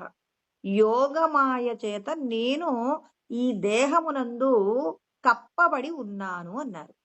యోగమాయ ఎలా ఉంది? 3 పొరల గురించి చెప్పుకున్నామండి. గోడ పక్కన ఉన్నటువంటి విషయాన్ని అంటే గోడ అవతల ఉన్నటువంటి వ్యక్తికి మనం చెప్పే సమాచారం అందాలి. అంటే ఒక వ్యక్తి తమోగుణంతో పాపపు కర్మ చేస్తాడు. ఎప్పుడూ అవతలి వారి యొక్క నాశనం కోరుకునే ప్రవృత్తి ఉన్న వారికి భగవంతుడికి మధ్య ఉన్నది. ఇక భగవంతుడు కేవలం ఏం చేస్తాడంటే మనకు శక్తినిస్తాడు కానీ మన మాట భగవంతుడికి వినపడదు. ఎప్పుడు వినపడదంటే వేరొకరి యొక్క ఆనందాన్ని హరింప చెయ్యగలిగిన శక్తి సామర్థ్యాలు ఎవరికుంటాయో వాళ్ళకి భగవంతుడు దొరకడు. అంటే ఇది గోడ అన్నమాట. గోడవతల ఉన్న భగవంతుడికి మన మాట వినపడదు. అంటే బలమైన పొర కప్పబడిందనమాట. అంటే లోపట ఈశ్వరుడున్నారు. సర్వస్య చాహం హృది సన్నివిష్టో అంటారు. అందరి యొక్క హృదయాలలో ఈశ్వరుడున్నారు. మరి ఆయన ఎందుకు మనతో మాట్లాడట్లేదు? అంటే మనమందరము కూడా అవతలి వాళ్ళ యొక్క పతనాన్ని కోరుకుంటున్నామనుకోండి, అప్పుడు భగవంతుడికి మన మాట వినపడదు. దీని గురించి శంకరాచార్యుల వారు చెప్పిన ఒక మాట చెప్తాను. ఆత్మనో విక్రియా నాస్తి. అంటే ఈశ్వరుడు అలా చూస్తుంటాడు. అంటే భగవంతుడు చూస్తాడండి. గోడ వెనకాల ఉంటాడు కానీ, ఆ గోడ వెనకాల నుంచి మనం ఇక్కడ చేస్తున్న ప్రతి పనిని చూసేటటువంటి శక్తి మనిషికి లేకపోవచ్చు కానీ, భగవంతుడికుంటుంది. ఎందుకంటే ఆ భగవంతుడిచ్చిన శక్తి చేతనే మనము శరీరంతో జీవిస్తున్నాం. అంటే ఇప్పుడు భగవంతుడు చూస్తున్నాడు. ఆత్మనో విక్రియా నాస్తి. అంటే చూస్తాడు కానీ ఇది తప్పని చెప్పడు. చూస్తాడు. నువ్వు చేసే పాప పనులన్నీ చూస్తాడు గానీ, ఇది తప్పు నాయనా అని చెప్పడు. మరిప్పుడు ఎప్పుడు చెప్తాడండి భగవంతుడు? అంటే ఎప్పుడు వీడు రోడ్డు మీద వెళ్ళేటప్పుడు ఎక్కడో ఇంట్లో ఉన్నవాళ్ళు చేసే పనులల్లో కొంతమంది మంచి పనులు చేస్తూ ఉంటారు. దేవాలయాలకు ఎప్పుడైనా అటుగా ఇతడు దేవాలయానికి వెళ్ళడు ఇలాంటి గుణం ఉన్న వ్యక్తి. ఆ రోడ్డు మీద వెళ్తున్నప్పుడు ఎక్కడో ఎవరో చెప్పే ప్రవచనాన్ని వింటున్నప్పుడు, గుళ్ళో ఏదో ఒక పాట వినపడుతున్నప్పుడు అలా వినుకుంటూ వెళ్ళిపోతాడు గానీ పట్టించుకోడు. అంటే నువ్వు పట్టించుకోనంత వరకు లోపటున్నాయన సాక్షిగా ఉంటాడే తప్ప ఏమీ చెప్పడండి. బుద్ధేర్బోధో నా జాత్వితి. బాగా అర్థం చేసుకోవాలండి ఈ పదాన్ని. మరి మన లోపల బుద్ధి చైతన్యం ఉంది గదా! భగవంతుడన్నాడు మనిషికి మాత్రమే బుద్ధి చైతన్యం ఇచ్చానన్నాడు. అంటే మన లోపటున్న విషయాలను మనం ఎలా పరిశీలన చేయాలో చెప్తున్నారు. అంటే లోపట ఆత్మశక్తి ఉంది. మనకొక కాన్ఫిడెన్స్ ఉండాలి. నేనెలా బతుకుతున్నాను? ఆత్మ యొక్క శక్తి చేత నేను బతుకుతున్నాను. కదా! మరి భగవంతుడు నాకు తెలివితేటలు గూడా ఇచ్చాడట. మరి ఆ తెలివితేటలన్నీ ఎక్కడుంటాయి? బుద్ధి యందు ఉంటాయట. మరి ఆ తెలివితేటని నేను దేనికోసం వాడుకుంటున్నాను? అంటే ఇప్పుడు బుద్ధి చేత అంటే బుద్ధేర్బోధో నజ. వీడేనాడు కూడా మరి భగవత్ సంబంధమైన ఒక గుడికి వెళ్ళడు. అక్కడ ఓ 2 ప్రదక్షిణలు చేయడు. ఏనాడు అక్కడ పెట్టిన ప్రసాదం తినడు. తీర్థం తీసుకోడు. ఒకరు చెప్పే మంచి మాట వినడు. వీడి మనసుకెప్పుడు ఆనందం కోరుకుంటాడు. పిచ్చి ఆనందం. ఒక పశువు అనుభవించే ఆనందం కోరుకుంటాడు. అవతలి వాడు ఎదిగితే చూడలేడు. తాను కష్టపడకుండా అవతల వాడిని అవసరమైతే వాడి యొక్క కాళ్ళు, చేతులు విరిచేసైనా అతడేం జేస్తాడు? తనకు కావలసిన డబ్బు సంపాదించుకుంటాడు. ఎవరికైనా డబ్బు అవసరమే కదండీ! అతడేం జేస్తాడు? ఆ డబ్బుని సంపాదించుకోవడంలో అతను అనుసరించే మార్గాలు పాపపు మార్గాలు. దుర్యోధనుడు కూడా పాపపు మార్గం చేత లక్క ఇంటిలో తన సోదరులందరినీ కూడా చంపేసి వాళ్ళ రాజ్యాన్ని ఆక్రమించుకుందామనుకున్నాడు గదండీ! ఆతతాయినః అనే పదం గూడా వాడతారు భగవద్గీతలో. అంటే వీళ్ళని విషం పెట్టి చంపాలనుకుంటారు. లక్క ఇంటిలో వీళ్ళని కాల్చేసి అగ్నితో కాల్చే ప్రయత్నం, శస్త్రముల చేత చంపించే ప్రయత్నం చేస్తారు. తర్వాత వాళ్ళ యొక్క సంపదలన్నీ కూడా వాళ్ళ రాజ్యాన్ని ఆక్రమించుకునే ప్రయత్నం చేస్తారు. వాళ్ళ యొక్క స్త్రీని కూడా తాము సొంతం చేసుకునే ప్రయత్నం చేస్తారు. మరి ఇలా అనేక రకాలైనటువంటి విషయాలలో వీళ్ళు పాపం చేశారు కాబట్టి ఆతతాయినులు. అంటే తమో గుణమున్న వారికి భగవంతుడి సలహా వినపడదు. ఉన్న బుద్ధిని దేనికి వాడుకుంటాడు? అధర్మంగా, కష్టపడకుండా వచ్చేటటువంటి సంపాదన కోసం ఎంతటి ప్రయత్నమో చేస్తాడు. ఇలా, ఇలా ఉన్న వారికి బుద్ధికి భగవంతుడి జ్ఞానం అందుకోగలిగిన శక్తి ఉంటుందా? వీడి బుద్ధి నిండా పాపమే ఉంది గదా! పాపమున్న వాడికి సాధ్యం కాదు. అలా వాడు ఉన్నప్పుడు అతని బుద్ధిని మార్చుకోవాలి అంటే అతనేం చేయాలి? ప్రయత్నపూర్వకంగా ఇంట్లో ఉన్న వాళ్ళ వల్లనో, లేకపోతే ఎక్కడో తను పూర్వజన్మల్లో చేసిన పుణ్యం అంత పాపిష్టి వాడికి కూడా పూర్వజన్మల్లో చేసిన పాపం పూర్తయిందనుకోండి. ఇప్పుడు వీడేం చేస్తాడంటే, అప్పుడప్పుడు బ ఇంట్లో వాళ్ళు ఇదిగో భగవంతుడి ప్రసాదం అని చెప్పేసి పెడితే తింటాడు.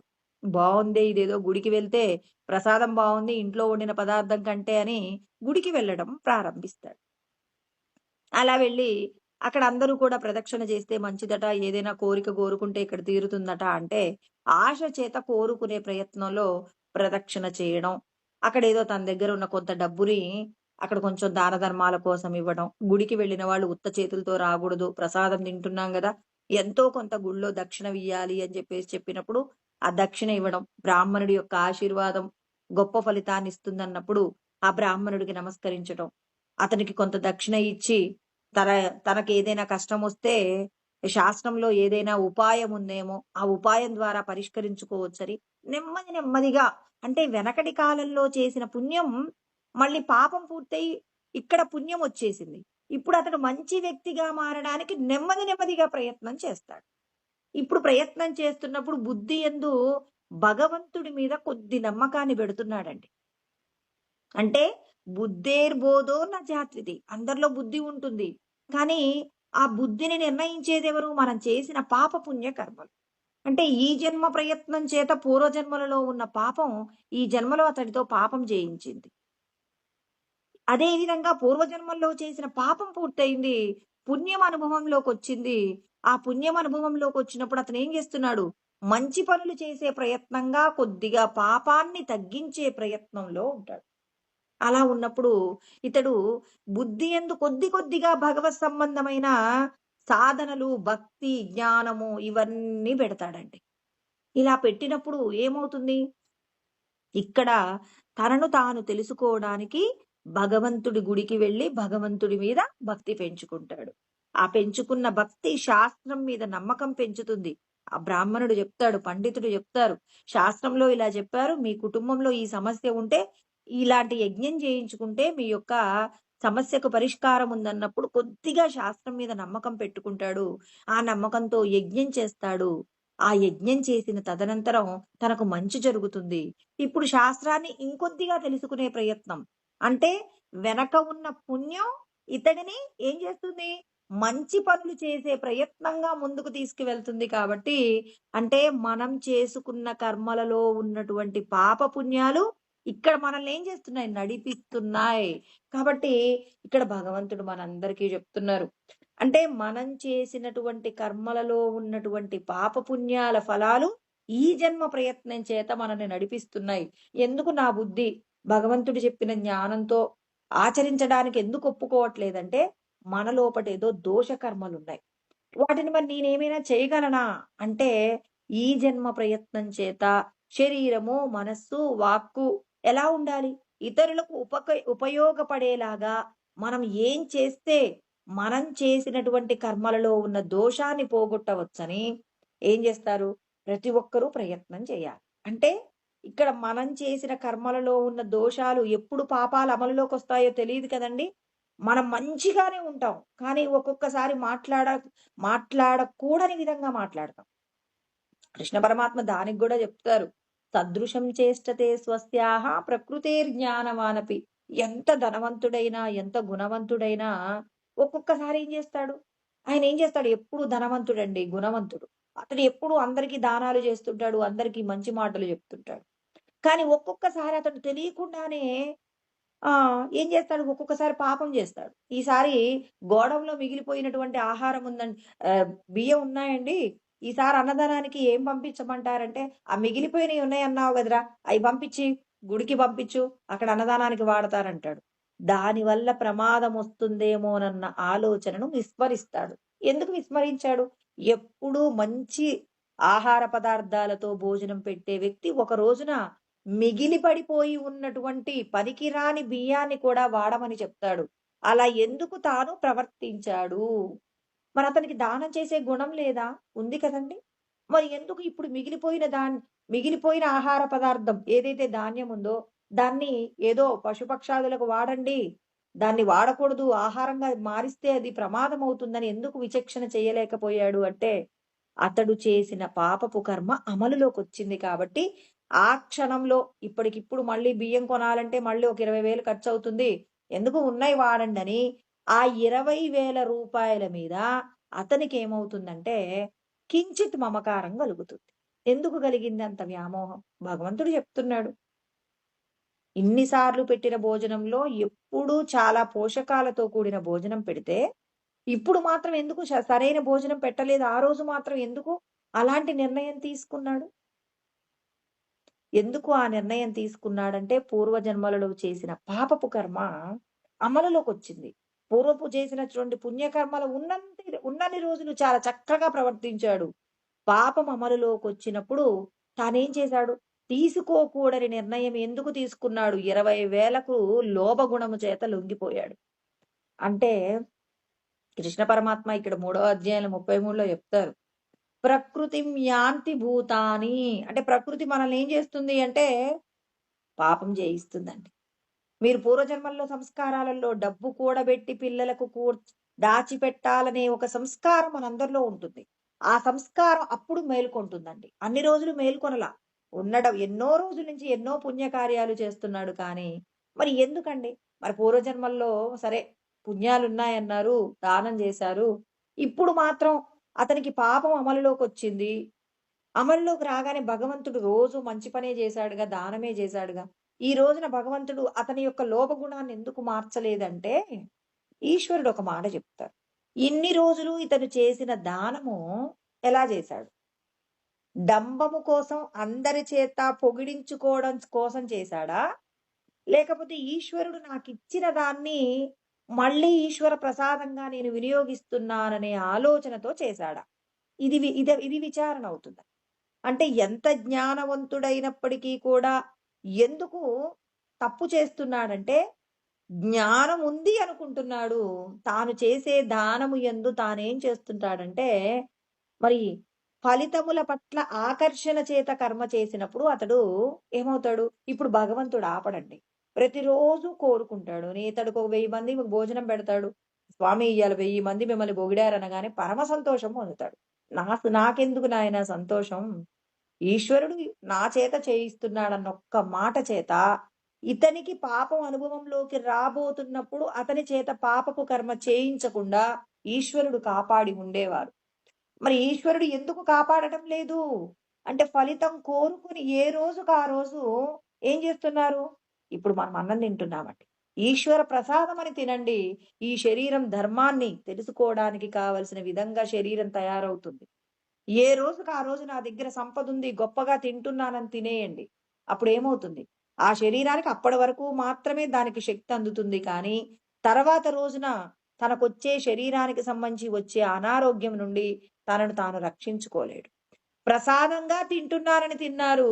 తిన్న ప్రసాదం రేపటి రోజున వచ్చే అనారోగ్యాన్ని తట్టుకోగలిగిన శరీరం తయారవుతుంది.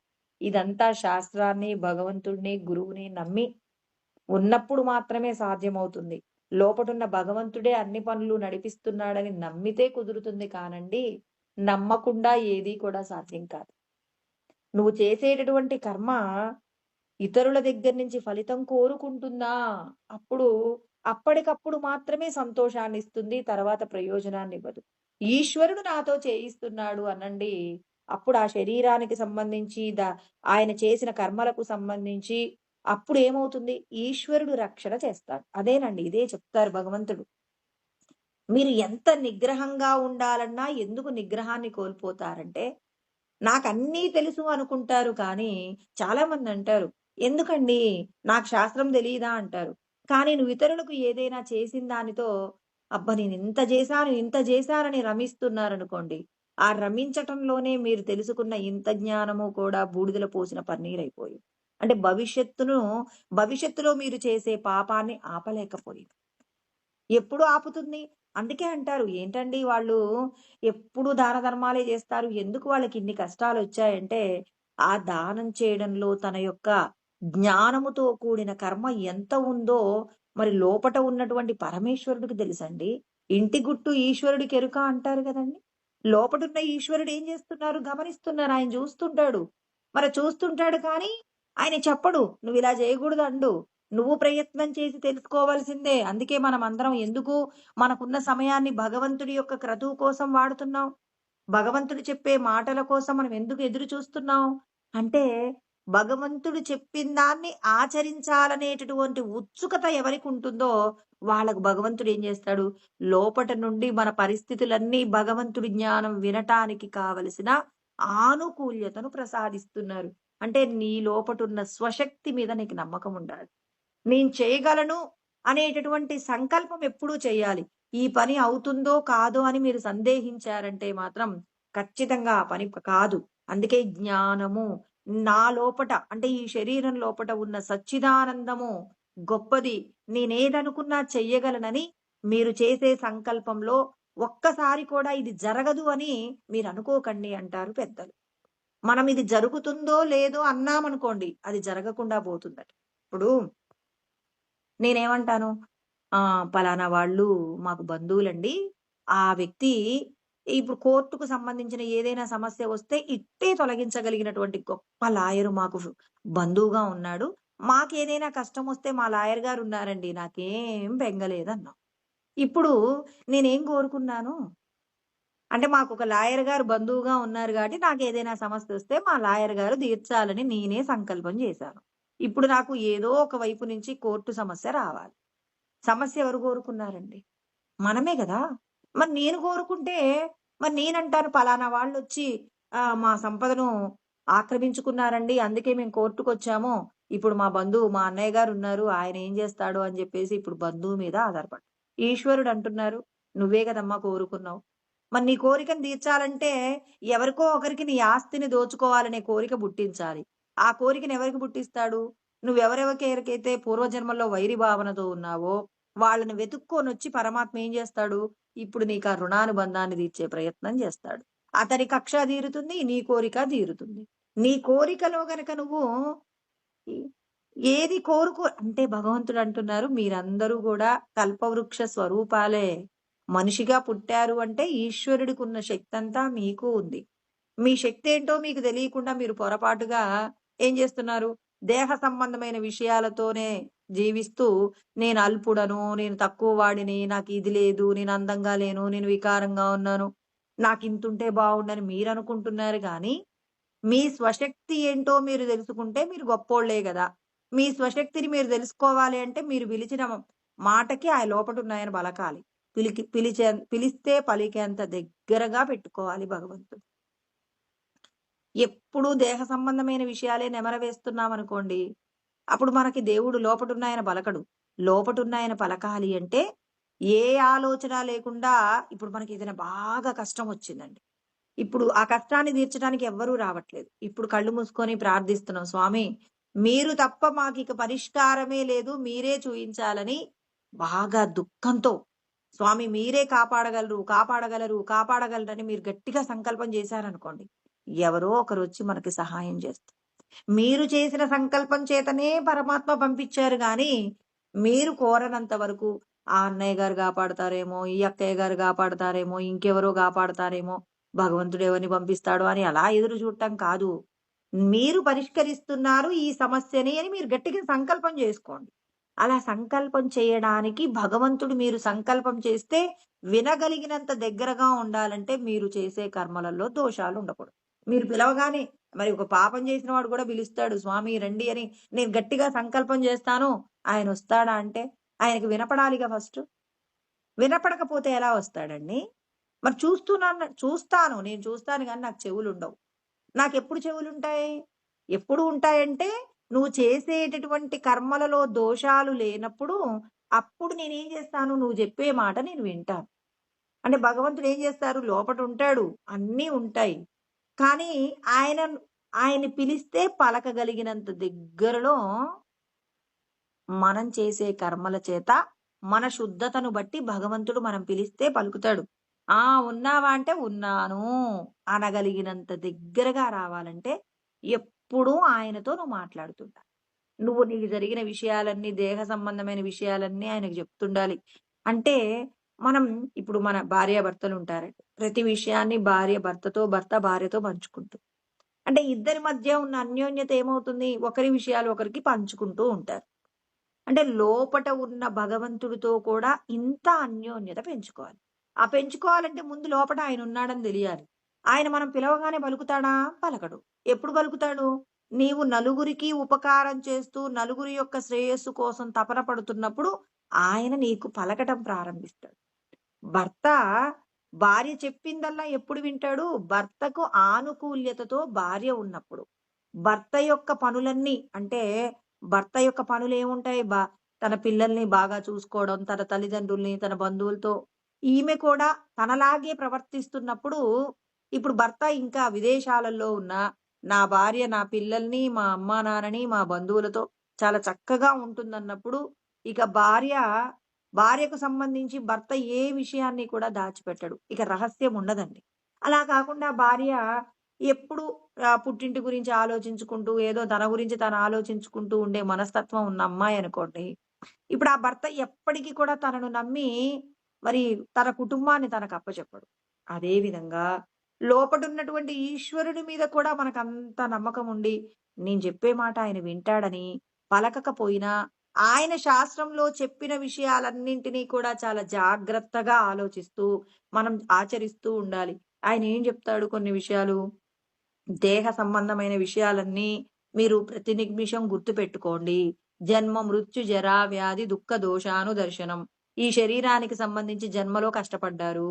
మృత్యువులో కష్టముంటుంది. తర్వాత వ్యాధులొస్తే కష్టముంటుంది. తర్వాత వృద్ధాప్యమొస్తే కష్టముంటుంది. ఈ కష్టం నుంచి తప్పించుకోవడానికి ఏం జేయాలి? ఏదైనా జెయ్యొచ్చా మనం? ఏదైనా చెయ్యొచ్చా అంటే, శాస్త్రం మీద నమ్మకం ఉన్నప్పుడు శాస్త్రం చెప్పినట్టుగా మనం ప్రవర్తించగలం. శ్రద్ధావాన్ లభతే జ్ఞానం. నిన్న మనం చెప్పుకున్నాం. ఎవరికైతే జ్ఞానం పట్ల శ్రద్ధ ఉంటుందో, అంటే జ్ఞానాన్ని తెలుసుకోవడం పట్ల శ్రద్ధుండాలి. ఆచరించడం పట్ల శ్రద్ధ ఉండాలి. ఆ శ్రద్ధేంటి? లోపట భగవంతుడున్నాడు. ఆయన్ని నమ్మడమే శాస్త్రం అంటే. మీరు శాస్త్రజ్ఞానం దెలుసుకోండి, శాస్త్రజ్ఞానం దెలుసుకోండంటే, ఏదో బయట ఇన్ని శ్లోకాలు చదవాలంటండి, ఆ శ్లోకాలు చదివితేనే నాకు జ్ఞానమొస్తుందంటే, అసలు పరమాత్మ ఏమన్నాడు? నాయమాత్మ ప్రవచనేన లభ్యో న మేధయా న బహునా శ్రుతేన అన్నాడు. నాకు బాగా వినటం వచ్చండి. నాకు బాగా ప్రవచనాలు చెప్పడం వచ్చు. నాకు శాస్త్రం అంతా తెలుసు. నేను గొప్ప మేధస్సు కలిగిన వాళ్ళంటే పరమాత్మ దొరుకుతానన్నాడా? యమేవైషే వృణుతే తేన లభ్యః. ఎవరైతే నా కోసం ఎప్పుడు నేను లోపటున్నానని శాస్త్రం చెప్పిందండి. గురువుగారు చెప్పారు. మీ అందరి లోపట భగవంతుడున్నారు. ఆ భగవత్ స్వరూపమే మీరన్నారు. ఆ మాటని ఫస్ట్ నమ్మాలి. నమ్మినప్పుడు సాధ్యమవుతుంది. నమ్మడం అంటే ఈ శరీరాల్లోపట ఈశ్వరుడు ఉన్నారు. తెర వెనక ఉన్నారు. ఈశ్వరుడు శాస్త్రంలో చెప్తున్నారు. ఆయన ఉన్నాడు. ఎక్కడున్నాడు? ఆయన ఉండటం వల్లే నేను బతికున్నాను. ఆయన లేకపోతే నేను చచ్చిపోతాను. మరి ఆయన్ని నేనెలా దక్కించుకోగలను? ఆయనతో నేను మాట్లాడతాను. ఆయన నాతో మాట్లాడడు. కానీ మాట్లాడతాను. ఆయన చెప్పిన పని చేస్తాను. ఆయన ఏం చెప్తాడో అది చేస్తాను. ఆయనేమంటున్నాడు? ఈ భార్య, బిడ్డలు ఇవన్నీ శాశ్వతం గాదు. ఇవన్నీ కొద్ది రోజులే మీరు జీవించడానికి కావలసిన స్థితి ఉంటుందని చెప్తున్నారు. మరి వాటన్నింటిని కూడా మనం ఏం చేయాలి? చక్కగా పరిశీలనలోకి తెచ్చుకోవాలి. అంటే ఇక్కడ ఈశ్వరుడు మనందరికీ కూడా ఏం చెప్తున్నారు? సత్యం తెలుసుకునే ప్రయత్నం చేయండి. సత్యం అంటే ఇదేనండి. మనము ఈ శరీరం కాదు, శరీరం లోపట బంధించబడి ఉన్నాం. ఈ శరీరంతో నేను చేసిన కర్మలు దోషపూరితంగా ఉంటే నేను మళ్ళీ రకరకాలైనటువంటి భయకంపితమైనటువంటి శరీరాలను నేను పొందవలసి ఉంటుంది. ఆ శరీరాలను పొందకుండా ఉండాలంటే నేను ఎటువంటి సాధన చేయాలి? నేను చేసే సాధనను నేనెలా మలుచుకోవాలి? నేను ఈశ్వరుడు ఎలా అయితే ఈ పరులతో జీవించాలని కోరుకున్నారో, పరోపకార నిమిత్తంగా ఎవరైతే కర్మ చేస్తారో, ఇతరులకు 2 మంచి మాటలు చెప్పండి. ఎక్కడికి వెళ్ళినా అందరి యొక్క సంతోషాన్ని కోరుకోండి. అందరూ బాగుండాలని కోరుకోండి. అన్నీ డబ్బుతోనే కుదరదు. డబ్బుతో చాలా తక్కువ స్థాయిలో పనులవుతాయి. మిగిలిందంతా మీ శరీరంతో మీరు వెళ్ళిన ప్రతి చోట కూడా ఇతరులకు మంచి చేయండి. అవతలి వారికి మంచి జరిగేలాగా మనస్ఫూర్తిగా ఆశీర్వాదం చేయండి. మనసులో గొప్ప గొప్పగా ఇతరుల యొక్క క్షేమం గురించి సంకల్పాలు చేయండి. మీ మాట చేత అవతలి వారికి ఆనందం కలిగే మాటలు మాట్లాడండి. ఇదే కదా చెప్పింది. ఇలా చేస్తుంటే లోపటున్నాయన ఏమంటున్నారు? నేను మీకు మీరు పిలిస్తే పలుకుతాను. ఇప్పుడు పలుకుతాను.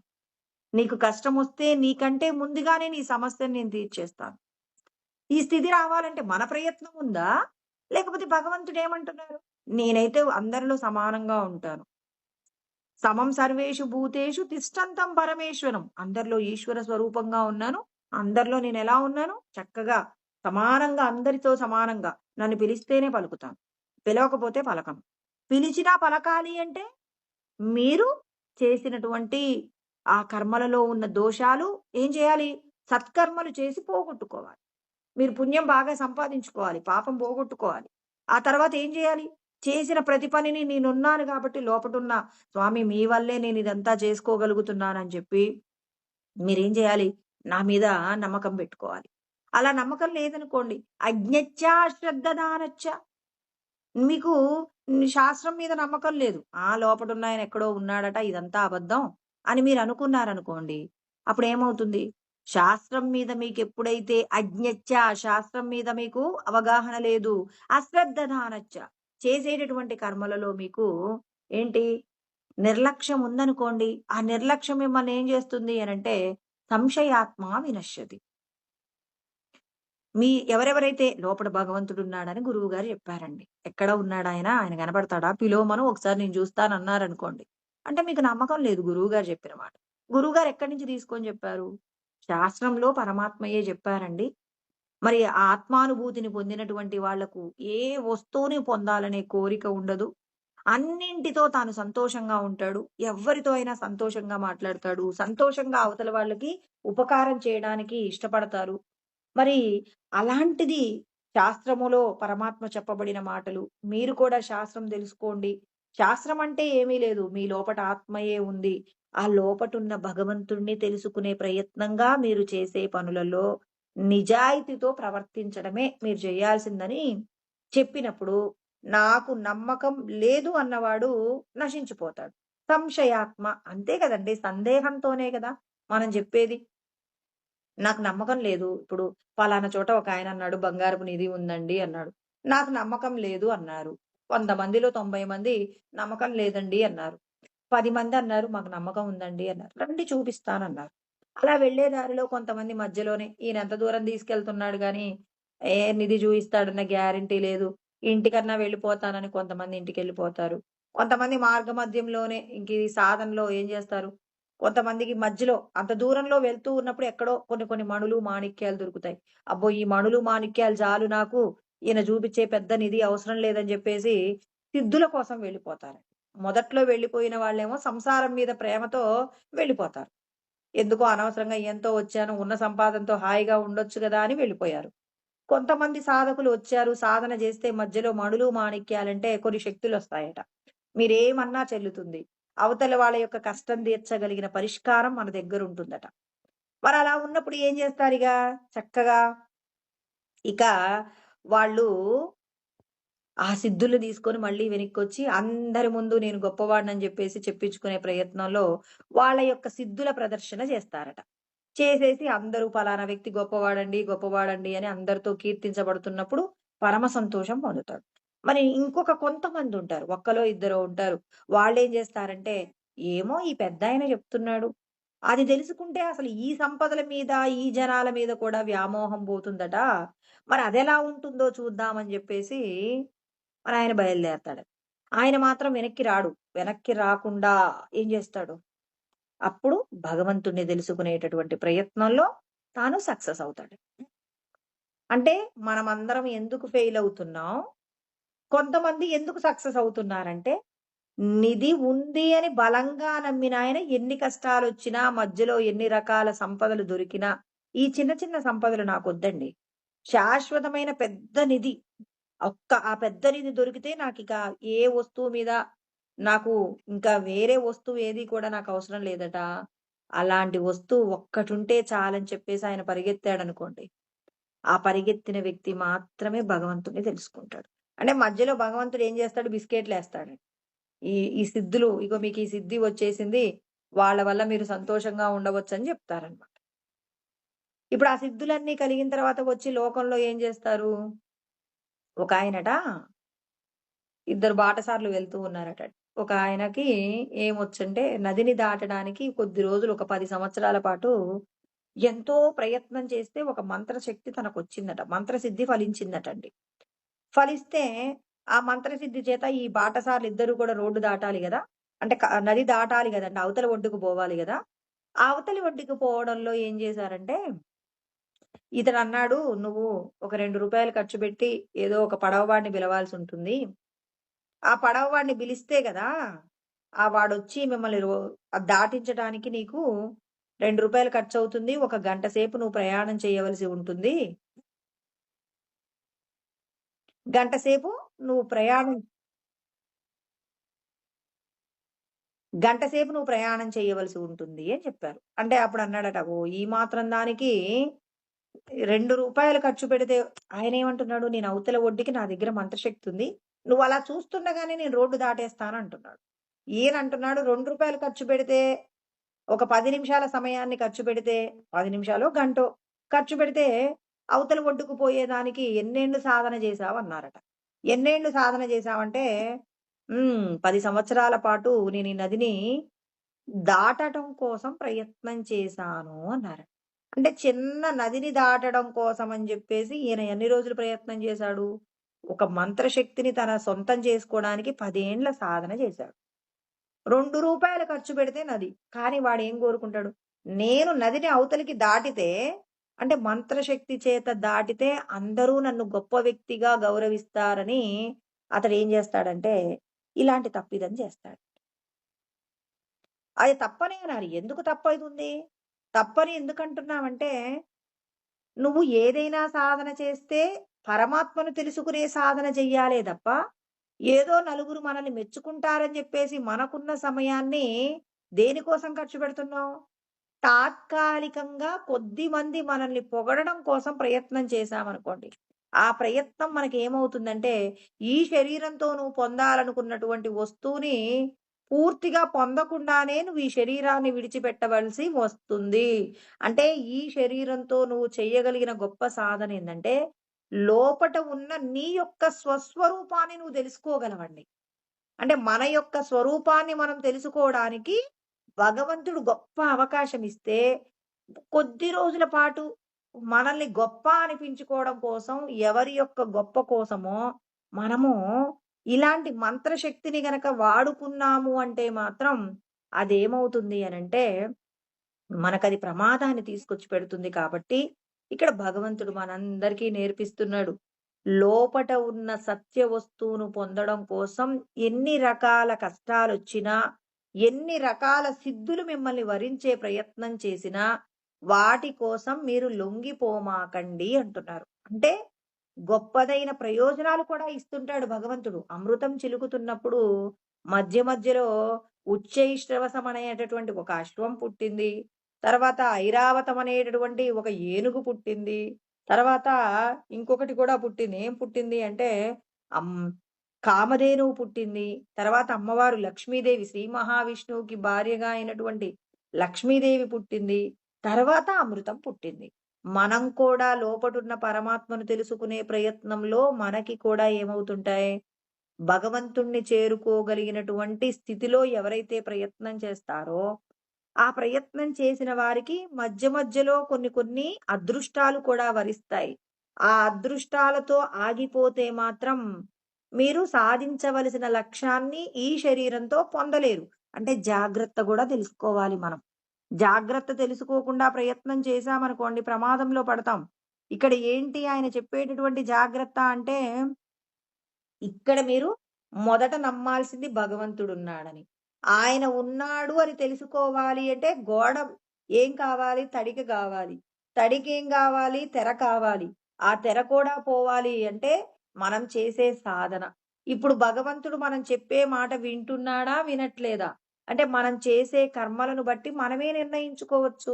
అవతలి వాడు ఎదుగుతున్నాడు, ఓర్వలేకపోతున్నాం అంటే భగవంతుడికి మీకు పెద్ద తెరుంది.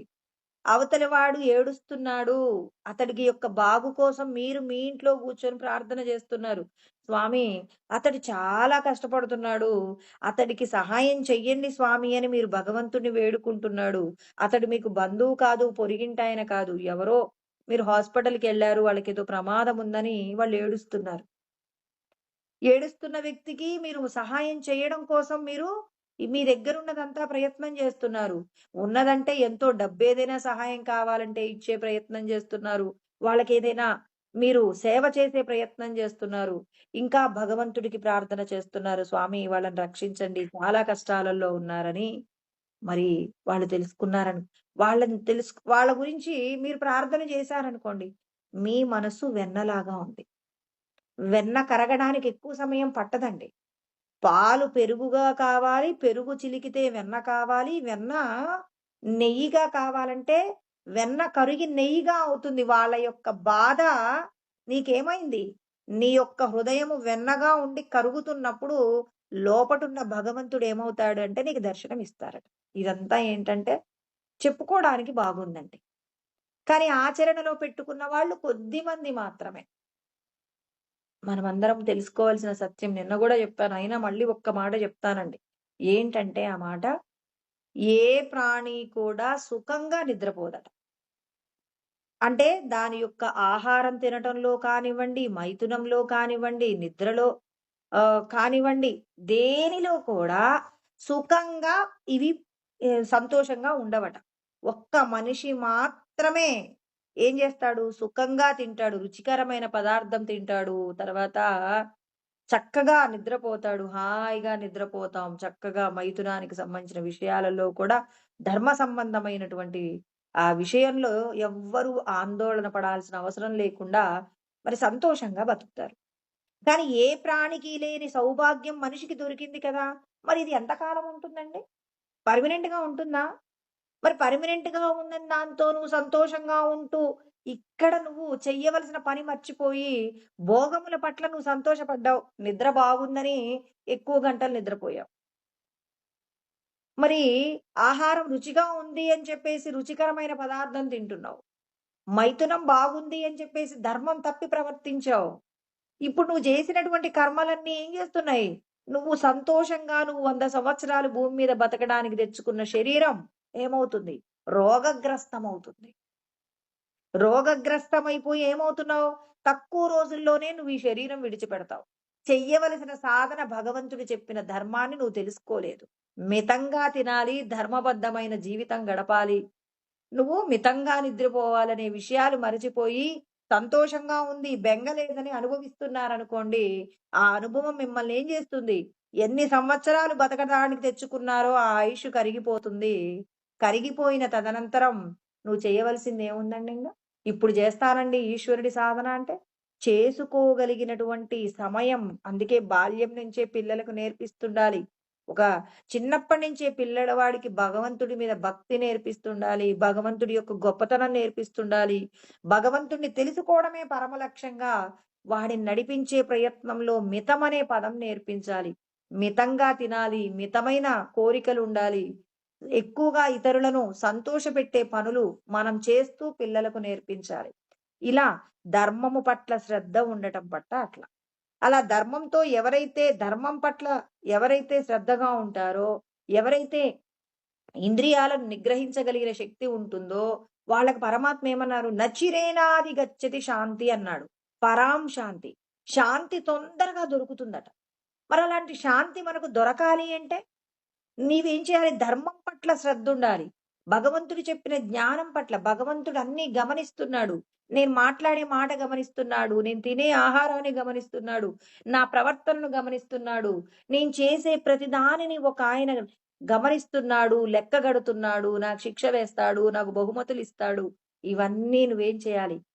నమ్మిన వాడికి మేలు జరుగుతుంది. సంశయాత్మ వినశ్యతి అంటాడు. మరి వాళ్ళకి ఇక్కడ నాయం లోకోస్తి న పరో న సుఖం సంశయాత్మనః. వాడికి ఈ లోకంలోనే కాదు, పరలోకంలో కూడా శాంతి ఉండదు.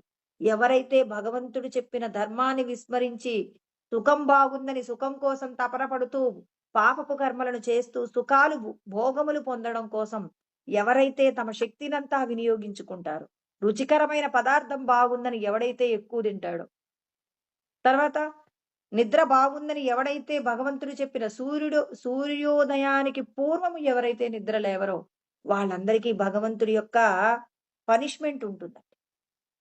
ఏదైనా కారణం ఉండి ఒకవేళ మీరు రాత్రి పడుకోవడంలో మరి 12 గంటలకి ఏదో ఉద్యోగ నిమిత్తంగా అంటే భగవంతుడు అంటాడు, నన్ను తెలుసుకోవాలనే కోరికుంటే నువ్వు ఉద్యోగాన్ని కూడా 9కి ముందే చేర్చుకుంటావు.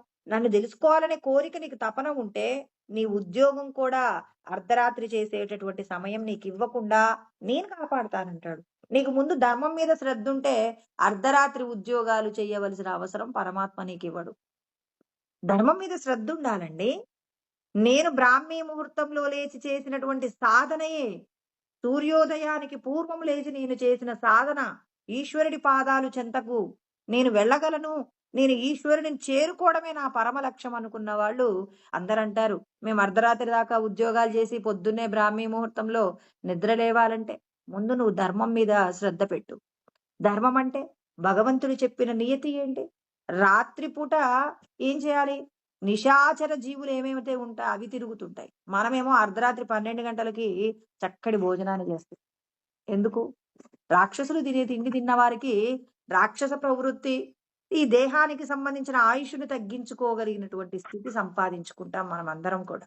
అందుకే ప్రతి ఒక్కరికి కూడా ధర్మం యందు శ్రద్ధ ఉన్నవాడే ఈ లోకంలో సంతోషంగా ఉంటాడు, పరలోకంలో సంతోషంగా ఉంటారు అని పరమాత్మ చెప్తున్నారు. దీనికోసం అని చెప్పేసి యోగ వాసిష్టంలో చెప్పబడిన ఒక చిన్న ఉపమానం అండి, వశిష్ఠుడు చెప్పారనమాట. అంటే శ్రీరామచంద్రుడికి వైరాగ్యం కలిగింది, నేను ఈ భూమి మీద నేను జీవించలేను, అసలు ఎందుకు జీవించాలి, తినడం కోసం, ఆ భోగములను అనుభవించడం కోసం నేను జీవించలేను అంటే మనిషికి భగవంతుడు ఇచ్చినటువంటి ఐశ్వర్యాన్ని కాదనాలండి. శ్రీరామచంద్రుడు కాదంటున్నాడు. ఏమంటున్నాడు? నేను రాజుని కదా, ఎంతసేపైనా నిద్రపోయే అవకాశం నాకుంటుంది. నేను రాజుని కదా, ఎంతమంది భార్యలనైనా పెళ్లి చేసుకొని భోగములను అనుభవించడానికి రాజుకు ఎదురు చెప్పేవాడెవడూ లేడు. రాజు తినాలనుకున్నది తింటాడు, అనుభవించాలనుకున్న సుఖాలు అనుభవిస్తాడు. ఎంతసేపు నిద్రపోయినా అడిగేవాడు లేడు. మరి ఇంతటి గొప్ప స్థితి ఉన్న ఈ శరీరంతో ఈ అనుభవించే సుఖాలు నాకొద్దండి అంటాడు. నాకొద్దు, నాకు ఆహారం మీద ఇష్టం లేదు, నిద్ర మీద ఇష్టం లేదు. ఎంతో మంది రాజంటేనే వాళ్ళ నాన్నగారే ఉన్నారు కదండి, 300 మంది భార్యలను చేసుకుంటారు. నాకు ఈ మధ్యనే తెలిసిన విషయం ఏంటంటే ఆ ఎవరికి మన దుర్యోధనుడు వాళ్ళ నాన్నగారు ధృతరాష్ట్రుడు ఉన్నారు కదండి, ధృతరాష్ట్రుడికి 112 మంది భార్యలు ఉన్నారు. మరి అంటే రాజంటే ఇంతమంది భార్యలను చేసుకొని భోగములను అనుభవించడానికి కావలసిన స్థితిని పొందిన వాడు. రాజంటేనే భోగలాలసుడు అనే స్థితి ఎదిగిన టైంలో శ్రీరామచంద్రుడు నాకు ఈ దేహ సంబంధమైన ఆనందాలు వద్దు, పరమాత్మ ఇచ్చిన ఆనందాలు ఎవరైతే తిరస్కరిస్తారో తిరస్కరించిన వారికే పరమానందం దొరుకుతుందండి. ఇవన్నీ అల్పమైన సుఖాలు కదండి. నిద్రపోవచ్చు, సుఖంగా ఉంది. 7 గంటల వరకు నిద్రపోయాం, భగవంతుడి దగ్గర నుంచి పనిష్మెంట్ ఉంటుంది. భగవంతుడు రుచికరమైన పదార్థం తినమన్నాడు, మితాన్ని దాటి అతిగా తిన్నాం, శరీరానికి అనారోగ్యం వచ్చింది. అతిగా నిద్రపోయాం, శరీరానికి అనారోగ్యం వచ్చింది. అనుభవించకూడని సుఖం ఈ శరీరంతో ఎక్కువగా అనుభవించారు. ఆ అనుభవించిన సుఖం వల్ల శరీరంలో ఉన్న శక్తి అంతా హరించుకుపోతుంది. కాబట్టి మరి పొదుపు చేసుకోవలసిన విషయాలన్నీ ఖర్చు పెట్టేశామనుకోండి, అప్పుడు కష్టపడతాం కదండి, కదా.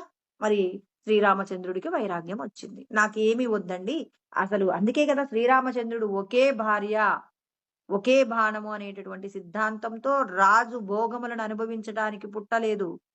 మరి ఈ భోగములన్నింటికీ అధిపతి అధిష్టానమైనటువంటి ఆత్మను తెలుసుకోవడానికే మనిషి పుట్టాడు. అతను చేసుకున్న పుణ్యంలో భగవంతుణ్ణి తెలుసుకోవడానికి ఉన్నటువంటి శ్రేష్టమైనటువంటి ఉపాధి రాజుగా ఉండడం. అలాంటి భాగ్యము కొద్ది మందికే వస్తుంది. ఆ రాజుగా ఉన్న వాళ్ళు పరమాత్మను తెలుసుకుని ఆ రాజ్యంలో ఉన్న ప్రజలకు కూడా దేహ సంబంధమైన సుఖాలు అవసరం లేదు, పరమాత్మను తెలుసుకోవడమే పరమావధి అని ఏ రాజైతే ధర్మబద్ధమైన జీవితం గడుపుతారో అక్కడున్న ప్రజలు కూడా ధర్మబద్ధమైన జీవితాన్ని గడిపి పరమాత్మను చేరుకోవడానికి కావలసిన సంసిద్ధతను ఆ రాజే అతని రాజ్యంలో ఉన్న ప్రజలకు నేర్పించాలనే సిద్ధాంతాన్ని భూమి మీద చెప్పడం కోసం సాక్షాత్తు శ్రీ మహావిష్ణువే భూమి మీదకొచ్చాడు. అతడికొచ్చిన వైరాగ్యం ఏమయ్యింది? నేను అనుభవించను. నాకేమీ వద్దు. అంటే భగవంతుడు ఏదైతే గొప్పదన్నాడో దాన్ని తిరస్కరించినప్పుడు ఆత్మ దొరుకుతుందటండి. ఆ సందర్భంలో చెప్పిన కథ ఏంటంటే, ఒకాయన ఆకాశజుడు అనేటటువంటి ఒక వ్యక్తి ఉన్నాడు. వశిష్ఠుడు చెప్తున్నాడు. ఇతను ఎందుకు కర్మ చెయ్యాలు అనే విషయం గురించి చెప్తున్నాడు. ఏమంటున్నాడంటే, ఆకాశజుడు, ఆకాశజుడు చాలా రోజుల నుంచి భూమి మీద బతుకుతున్నాడటండి. అతని దగ్గరికి మృత్యువు రాలేకపోతుందట. మృత్యువుకి కోపమొచ్చింది. మృత్యువేంటంటే, మరి కాలంలో మనం ఇతపూర్వం చేసినటువంటి విషయాలన్నింటినీ సమాధి చేసి, హరించి, నూతనమైనటువంటి జీవితాన్ని ఇచ్చేటటువంటి బాధ్యత. అంటే ఇప్పుడు ఈ శరీరంతో నాకున్న అనుభవాలన్నింటినీ నేను చేసిన పాపపు కర్మలు ఎక్కువుంటే తొందరగా చచ్చిపోతాను. నేను చేసినటువంటి పుణ్యకర్మలు ఎక్కువగా ఉంటే భూమి మీద బతుకుతాను. ఇప్పుడు అంటే ఏదో ఒక రోజైతే పాపము, పుణ్యం చేసిన వాడు చచ్చిపోతాడు. ఇది గ్యారంటీ. అంటే ఇత కర్మలన్నీ హరించి నూతనమైనటువంటి ఇంకొక శరీరాన్ని ఇస్తుందనమాట. అంటే ఈ శరీరం ముసలిదయిపోయింది, చనిపోతుంది. మళ్ళీ కొత్త శరీరం నువ్వు చేసుకున్న కర్మలను బట్టి ఇప్పించడం అనేది మృత్యువు యొక్క బాధ్యత. అంటే మన అందరికి మృత్యుదేవత అంటారు గదా! అందుకే ఏమంటారు? అనాయాసేన మరణం వినా దైన్యేన జీవితం. ఒకరి దగ్గర చెయ్యి చాపి బతకకుండా తన సొంతంగా తాను సంపాదించుకున్న తిండి మీద తాను బతకాలని, తర్వాత ఇంకొక మాట ఏం చెప్తాడు? మరణం కూడా సునాయాసంగా కష్టం లేకుండా రావాలని మృత్యుదేవతను ప్రార్థిస్తామనమాట. మరి ఈ మృత్యువు ఇక ఈ ఆకాశజుడి దగ్గరికి వెళ్ళలేకపోతుందట. అదేంటండి? ఎవరి దగ్గరికైనా మృత్యువు పోతుంది గదా! ఆకాశజుడి దగ్గరికి పోవట్లేదట. వెంటనే ఇది ఆలోచన చేసింది. ఎందుకు నేను ఎళ్ళలేకపోతున్నాను? ఈ మరణం అనేది ఈ శరీరాన్ని ఏం చేయలేదా? అంటే అతనికి శరీరం ఎప్పుడు యవ్వనంగా ఉందట. అతడికి 2 విషయాలు దరిజేరట్లేదట. ఒకటి వృద్ధాప్యం రావట్లేదు, అనారోగ్యం రావట్లేదు. అందుకే కృష్ణ పరమాత్మ చెప్తారు. జన్మ మృత్యు జరా దుఃఖైర్విముక్తో అంటే జన్మ మృత్యువు జరా దుఃఖము ముసలితనంలో వచ్చే దుఃఖము అసలు మరణించని వాడికి పుట్టుకేదండి మరణమేదండి. ఇప్పుడు నేను చచ్చిపోతే కదండి మళ్ళీ పుట్టేది మళ్ళీ చనిపోయేది. ఇప్పుడు ఆయన పుట్టాడు, ఆకాశజుడు పుట్టాడు, అతనికి ముసలితనం రావట్లేదు, తర్వాత వ్యాధులు కూడా రావట్లేదు. పోనీ మరణ దేవత వెళ్ళి అతన్ని చంపేద్దామంటే చంపలేకపోవట్లేదు. కృష్ణ పరమాత్మ మనకి ఎక్కడ చెప్తారంటే 14వ అధ్యాయంలోనండి 20వ శ్లోకంలో చెప్తారనమాట. జన్మ మృత్యు జరా దుఃఖైర్ విముక్తో అమృతమశ్నదే. అతడు బ్రతికున్నప్పుడే పరమానందం పొందుతున్నాడు. అతడి దగ్గరికి వృద్ధాప్యం రావట్లేదు, ముసలితనం రోగాలు రావట్లేదు. మరణ దేవత వెళ్తే మరణ దేవత కూడా ఏం చేయలేకపోతుందట. ఇప్పుడు వెంటనే ఆలోచించింది. అసలు ఏం జరుగుతుంది? ఎందుకు పోలేకపోతున్నాను నేనని చెప్పి, ఒకరోజు ఆకాశజుడుండే ఇంట్లోకి పోయిందట. పోగానే ఆయన ధ్యానంలో కూర్చున్నారు. ప్రళయాగ్నితో కూడిన అగ్ని ఈ మృత్యువు అక్కడికి వెళ్ళగానే ఈ మృత్యువును హరించేస్తుందట, కాల్చేస్తుందట. వెంటనే మృత్యుదేవతకు భయం వేసి వెళ్ళిపోయిందట. ఏంటి ఆకాశజుడు ఉన్న దగ్గరికే పోలేకపోతున్నాను, అసలు ఇంటి దరిదాపుల్లోకే వెళ్ళలేకపోతున్నాను, ఏం జరుగుతుంది అని చెప్పేసి పాపం ఆ మృత్యుదేవత భయపడుతుందట. మృత్యుదేవతను భయపెట్టగలిగిన శక్తి మనిషికుందండి. ఇక్కడ ఆకాశజుడు నిరూపించాడు. ఎవరు చెప్తున్నారు? బ్రహ్మమానస పుత్రుడు వశిష్ఠుడు చెప్తున్న కథ అంటే నిజమే కదా! ఇప్పుడు ఆయన చెప్తున్నాడు. ఇప్పుడు ఈయన మృత్యుదేవత ఎక్కడికి పోతుంది? ఎవరినైనా చంపలేకపోతే ఎవరి దగ్గరికి పోతుందంటే యముడి దగ్గరికి పోయింది. యముడు గారు, నేనేంటండి ఆకాశజుడి దగ్గరికి పోలేకపోతున్నాను. మరి ఎందుకు ఎళ్ళలేకపోతున్నానండి? నాకు డౌటుంది. నేను ఎంతో మందిని అసలు ఎన్నో తరాల నుంచి కూడా, ఎన్నో కోట్ల జన్మల నుంచి కూడా అందరి యొక్క కర్మలన్నీ, ఇతపూర్వం చేసిన కర్మలన్నీ హరించి, నూతనమైన శరీరాలు ఇప్పించే ప్రయత్నం చేస్తాను గదా! మరి నాకు చిక్కకుండా ఆకాశజుడు ఎందుకున్నాడు? అసలు ఏం జరుగుతుందో నాకర్థం కావట్లేదు. మీరు కొద్దిగా సెలవిప్పించండి నాకు. నేను ఎలాగైనా పట్టు విడవని విక్రమార్కుడు అంటారు గదా! అలాగే ఈ మృత్యుదేవత కూడా ఎలాగైనా ఆకాశజుడిని చంపేయాలి అని చూస్తుందండి. కానీ ఆకాశజుడి దగ్గరికి ఎందుకు వెళ్ళలేకపోతుంది అన్నప్పుడు, అప్పుడు అక్కడ ఒక ఉపమానం వాడుతుందట. ఏంటంటే ఒక పెద్ద బండరాయి ముందు కత్తి ఎలాగైతే పని చెయ్యదో, ఈ కత్తి బండరాయిని మొత్తం దాన్ని పగలగొట్టగలుగుతుందా అండి? పగలగొట్టలేదు. అలా అయిపోయిందండి నా పరిస్థితి. నేనసలు ఆకాశజుడి దగ్గరికి వెళ్ళలేకపోతున్నానంటే ఆయన చెప్పాడట యముడు. ఏమన్నారంటే, అతడు నిరంతరము కూడా తాను ఏదైనా ఒక వస్తువును పొందాలనే కోరిక లేదు తనకి. ఇది పొందలేదన్న బెంగ లేదు. అందుకే ఎప్పుడూ ఏం జేస్తున్నాడు, కర్మనంటుకోకుండా కృష్ణ పరమాత్మ చెప్పని సత్యమే లేదండి భగవద్గీతలో. మనకి సాధించటం రాక మనమందరం ఇలా కష్టపడుతున్నాం గానీ, కష్టాలను జూసి ఏడవడం, ఆ సుఖాలను జూసి పొంగిపోవడం జేస్తున్నాం కానీ, అసలు శాస్త్రాన్ని అనుభవంలోకి తెచ్చుకున్న వారికి ఈ బెంగే లేదు. మనకి చెప్పగా, చెప్పగా, వినగా, వినగా ఏదో ఒక రోజు పరమాత్మ సెలవిస్తే, అంటే మనం ఆచరణలోకి తెచ్చుకుంటే, ఆ ఈశ్వరుడు మనకు సెలవిస్తే, మనం కూడా ఆకాశజుడిలాగా మారిపోవచ్చు. కృష్ణ పరమాత్మ చెప్పిన శ్లోకం చెప్తాను. ఆల్రెడీ మనం చెప్పుకున్నాం. నైవ తస్య కృతేనార్ధో నాకృతేనేహ కశ్చన నచాస్య సర్వభూతేషు కచ్చిదర్ధవ్యపాశ్రయః. ఆయనంటాడు, నేను కర్మ చేయడం వల్ల లాభము లేదు, చేయకపోవడం వల్ల నష్టము లేదు. ఇంకా నేను ఇతర ప్రాణుల నుంచి ఏది పొందాల్సింది కూడా లేదు. ఇంకో మాట కూడా చెప్తాడు. నానవాప్తమవాప్తవ్యం వర్త ఏవ చ కర్మణి అంటాడు. నేను ఈ లోకంలో పొందనిది లేదు, పొందాల్సిన అవసరం కూడా లేదు. అంటే నేను పొందనిది లేదు, ఇంకా పొందాలనే కోరిక లేదు. ఇప్పుడు కడుపు నిండిందండి నాకు. నేనింకో పదార్థము తినాలనుకోవట్లేదు.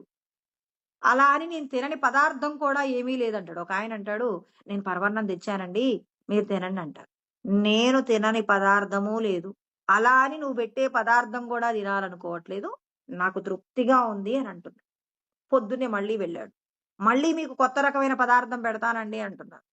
నేను అనుభవించనిది లేదు ఈ లోకంలో. అనుభవించాల్సింది గూడా ఏదీ లేదని కృష్ణ పరమాత్మ 22వ శ్లోకంలో 3వ అధ్యాయంలో అంటారు. అంటే 2 శ్లోకాలు చెప్తారు. 18, 22లో మాట్లాడుతారు. నేను కర్మ చేయడం వల్ల నష్టము లేదు, చేయకపోవడం వల్ల మరి అంటే చేయడం వల్ల, చేయకపోవడం వల్ల రెండింటి వల్ల ఏ ఇబ్బంది లేదు. నేను చేయకపోవడం వల్ల వచ్చిన ఇబ్బంది లేదు, చేస్తే వచ్చేటటువంటి ఆనందము లేదు. నేను ఏ ప్రాణి నుంచి, ఇతరుల నుంచి ఏది పొందాల్సింది లేదు. ఆకాశజుడు అలా నిరూపించాడనమాట. తాను పొందాలనుకునే వస్తువు ఈ లోకంలో ఏదీ లేదు. అంత తృప్తిగా ఉన్నాడు. కడుపు నిండిన వాడు ఏమంటున్నాడు? కడుపు నిండిన వాడంటే ఆకాశజుడు కడుపు నిండింది. ఇప్పుడు మనమేమంటాం? నన్ను పలానా వాళ్ళు నిన్న తిట్టారు. వాళ్ళకేదో ఒక రోజు నేను ఒక మంచి మాట, వాళ్ళకి బుద్ధి చెప్పేటటువంటి ఒక మాట వాళ్ళతో నేననాలి. వాళ్ళు కూడా ఒకరోజు నొచ్చుకోవడం నేను జూడాలి. అని మనం ఇలాంటి మాటలనుకుంటూ మనం ఏం చేసాం? ఒకరి మీద ఒక శత్రుత్వాన్ని మిగుల్చుకున్నాం. నిన్నెవరో భోజనం పెట్టారు. ఎప్పటికైనా వీళ్ళకొక రోజు నేను భోజనం పెట్టాలి దేవుడా! ఏదో ఒక రోజు నాకు అవకాశం రావాలి అని. అంటే నువ్వు నిన్న తిన్నదానికి ఏం చేస్తున్నావు రేపొద్దునకి పెట్టాలనే కోరిక నీకుంది.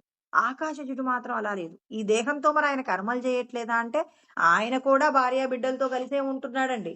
మరి కలిసి ఉంటున్నప్పటికీ కూడా మరి అతనికి మాత్రం ఏ విధమైన కర్మలు అంటట్లేదు ఎందుకని? అంటే నేనేమీ చెయ్యట్లేదు. అంటే దానికో చిన్న ఉపమానం చెప్తారు యమధర్మరాజు. ఒక శిల మీద ఒక బండ అండి. ఒక స్తంభం ఉంది. ఆ స్తంభం మీద ఒక పద్మమేశారు. అంటే చెక్కాడన్నమాట ఒక శిల్పి. దాని మీద ఒక అమ్మాయి బొమ్మ కూడా, ఒక నాట్యం వేసే అమ్మాయి బొమ్మ కూడా వేశాడు. ఇప్పుడు చూసేటప్పుడు ఎలా కనపడుతుంది? "ఇదేంటి?" అన్నాడాయన. "స్తంభం అండి" అన్నాడు. "మృత్యుదేవత స్తంభం అండి" అన్నది. "మరి దీని మీద ఏమేమున్నాయి?" "దీని మీద ఒక పద్మం ఉందండి. ఆ పద్మంతో పాటుగా అక్కడ ఒక అమ్మాయి నాట్యం కూడా చేస్తుందన్నారు." అంటే ఒక్క స్తంభాన్ని చూసే వారికేమో దాని మీదున్న వస్తువులు కనపడట్లేదు.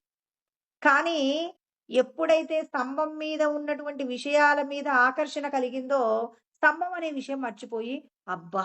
పద్మం ఎంత బావుంది, శిల్పం ఎంత బాగుంది అని చెప్పేసి, అంటే స్తంభాన్ని మరిచిపోయి, స్తంభం మీద ఉన్నటువంటి విషయాల మీద ఆసక్తి ఉన్నంత వరకు అతడికి భగవంతుడు దొరకడు. అదేంటండి స్తంభం ఉదాహరణ చెప్పి ఆత్మ ఉదాహరణ ఎలా అవుతుందంటే, ఆత్మ మీద తెర మీద ఆడేటటువంటి సినిమాలాగా తెర ఉన్నంత సేపు సినిమా ఉంటుంది. ఇప్పుడెప్పుడైతే ఆ తెర ఎత్తేసారో అప్పుడు సినిమా ఆగిపోతుంది. అదే విధంగా ఆత్మ అనే తెర మీద ఈ బొమ్మలన్నీ ఆడుతున్నాయి. ఈ బొమ్మల మీద మమకారం ఉన్నవాడు మాత్రమే ఏం చేస్తున్నాడు? నాకు ఈ వస్తువు కావాలి, ఈ ఇల్లు కావాలి, ఈ సంపదలు కావాలంటున్నాడు. ఈ బొమ్మలన్నీ ఆడేటటువంటి ఆత్మ తన లోపట నేను చెప్పాను కదా! మొదటే చెప్పాను. తెర ఉంది. మనం లోపట భగవంతుడు మన లోపట పాపపు కర్మలు చేసిన వారికేమో భగవంతుడికి మనం చెప్పే మాట వినపడదు. కొంత పుణ్యం, కొంత పాపం చేసే వారికేమో మనం చెప్పే మాటలు వినపడతాయి. ఇంకా మరి తెర అంటే పాపపు కర్మలు చేయకుండా ఎప్పుడు పరోపకార నిమిత్తంగా పనిచేసేటటువంటి వారి పక్కన తెర పల్చగా ఉంటుంది. ఈశ్వరుడికి మనం చెప్పే మాట వినపడుతుంది. ఇలా చెప్పగా చెప్పగా ఆయన చెప్పిన పనులన్నీ ధర్మంగా చేస్తున్నప్పుడు ఆ పల్చటి తెర కూడా ఎత్తేస్తాడు. అంటే ఇక్కడ ఆకాశజుడికి స్తంభమే కనపడుతుంది కానీ స్తంభం మీద బొమ్మలు కానరాట్లేదు. మనకి కూడా ఈ దేహ సంబంధమైన ఇప్పుడు మన మనసు మనం సైలెంట్‌గా ఉన్నామండి. మౌనం. ఎవ్వరితో మాట్లాడట్లే. ఏంటి మౌనంగా ఉన్నావు అంటారు. ఇప్పుడు మౌనంగా ఉంటాం గానీ, అది తపస్సుగా మార్చాలి. తపస్సుగా మౌనం తపస్సు అవుతుందా? మననశీలుడు మాత్రమే తపస్సు చేయగలుగుతాడు. ఇప్పుడు మనసు సైలెంట్‌గా ఉందండి. ఇప్పుడు నిన్న జరిగిన విషయాలు, జరగబోయే విషయాలు అన్నీ మన మనసులో కదులుతున్నాయనుకోండి. ఇప్పుడు అతడేం చేస్తున్నాడు? మౌనంగా నోరు మూసుకొనున్నాడు గానీ, మానసికమైన మౌనం లేదు. మానసికమైన మౌనం అంటే లోపటున్న ఆత్మ గురించి మాత్రమే ఆలోచిస్తూ, ఈ దేహ సంబంధమైన అంటే మనం తిన్నవి, మనం అనుభవించిన విషయాల గురించిన ఆలోచన ఒక్కటి కూడా చెయ్యట్ల. నిన్న చెప్పుకున్నాం శ్లోకం. సంయతేంద్రియః అంటే ఇంద్రియాల యొక్క నిగ్రహం కలగాలి. అంటే ఈ నా కన్ను ఏది చూడాలనుకోవట్లేదు. చెవి ఏమి వినాలనుకోవట్లేదు. వినపడుతున్నాయి శబ్దాలు కానీ నేను వినిపించుకోవట్ల. కనపడుతున్నాయి కానీ నాకు కనపడట్ల. రమణులెప్పుడు కళ్ళు తెరిచే ధ్యానం చేస్తారట. ఏమీ కనపడట్ల. లోపటున్న ఆత్మలో ఉన్నటువంటి ఆనందాన్నే చూస్తుంటాడు. ఇలాంటి స్థితి కావాలి. అంటే లోపట ఉన్నటువంటి ఆత్మ అనే ఒక్క తెర, స్తంభం మాత్రమే కనపడే వ్యక్తికి ఆ బొమ్మ, ఆ బొమ్మకు సంబంధించిన అందచందాలు కనపడనట్టు, ఆ లోపటున్న ఆత్మలోనే అన్నీ ఉన్నాయని, దేని మీద మమకారం లేకుండా ఆయన అన్ని కర్మలు చేస్తున్నాడు. అతడు చేసే పనులన్నీ శాస్త్రం ఏది చెప్పిందో అదే చేస్తాడు. నేను చెయ్యట్లేదు, నువ్వు జయిస్తున్నావని చేస్తాడు. ఏ ఇప్పుడు మనం కూడా అంటాం. నేను చేసిన పని భగవంతుడికి అప్పచెప్పానండి అని మనం అంటాం. బావుంది. చేస్తాం. అందరూ చేస్తారు. కానీ ఇక్కడ ఒక చిన్న మెలికుంటుంది. ఏంటి ఆ మెలికంటే, నే ఇప్పుడు ఒక ఫలితం వచ్చింది. ఇప్పుడు నేను ఎక్కడికో వెళ్ళాను. ఫంక్షన్‌కెళ్ళాను. అక్కడ ఎవరో నన్ను తిట్టారు. భగవంతుడా నన్ను తిట్టిన వాళ్ళని, తర్వాత నన్ను పొగిడిన వాళ్ళని నీ ఖాతాలో వేశాను స్వామి అని జెప్పేసి అన్నాను. ఇప్పుడు ఇంటికొచ్చాక, ఇప్పుడు నా మనసు నిన్నెవరు తిట్టారు నన్ను అని ఆలోచించాననుకోండి. ఇప్పుడేమైంది? గత వ్యధః అంటాడు పరమాత్మ. నిన్న జరిగిన ముచ్చటని నువ్వు బలవంతంగా మరచిపోగలిగితే, ఇదంతా పరమాత్మ డిజైనింగు. ఏది జరగాలంటే అది జరిగిందని జెప్పేసి ఆ ఫలితముల మీద నీకు ఆసక్తి లేదు అంటే నెమరవేయకూడదు. పశువు గడ్డి నెమరవేసినట్టు మనం విషయాలు నెమరవేయటం మానేస్తే అది తపస్సవుతుంది. ఇప్పుడు మనకేమవుతుంది? ఈ శరీరంతో కర్మ చేస్తున్నాం గానీ, ఆ కర్మకు సంబంధించిన ఫలాలు మనల్ని అంటుకోకుండా ఉంటాయన్నమాట. ఇలా ఆకాశజుడు ఉన్నాడనమాట. అంటే ఇతఃపూర్వము తాను చేసినటువంటి కర్మలన్నింటినీ కూడా తాను నెమరవేయట్లేదు. తాను చేస్తున్నాను అనే ఆలోచన లేనే లేదు. తానేం చేస్తున్నాడు అలా చేసేస్తున్నాడు కానీ, అంటే తన మనసులో ఏ విధమైనటువంటి ఏ ఒక్క వస్తువుకు సంబంధించిన ఆలోచన లేకుండా ఉన్నారు కాబట్టి, భగవంతుడేమన్నారు? "న కర్తృత్వం న కర్మాణి లోకస్య సృజతి ప్రభుః."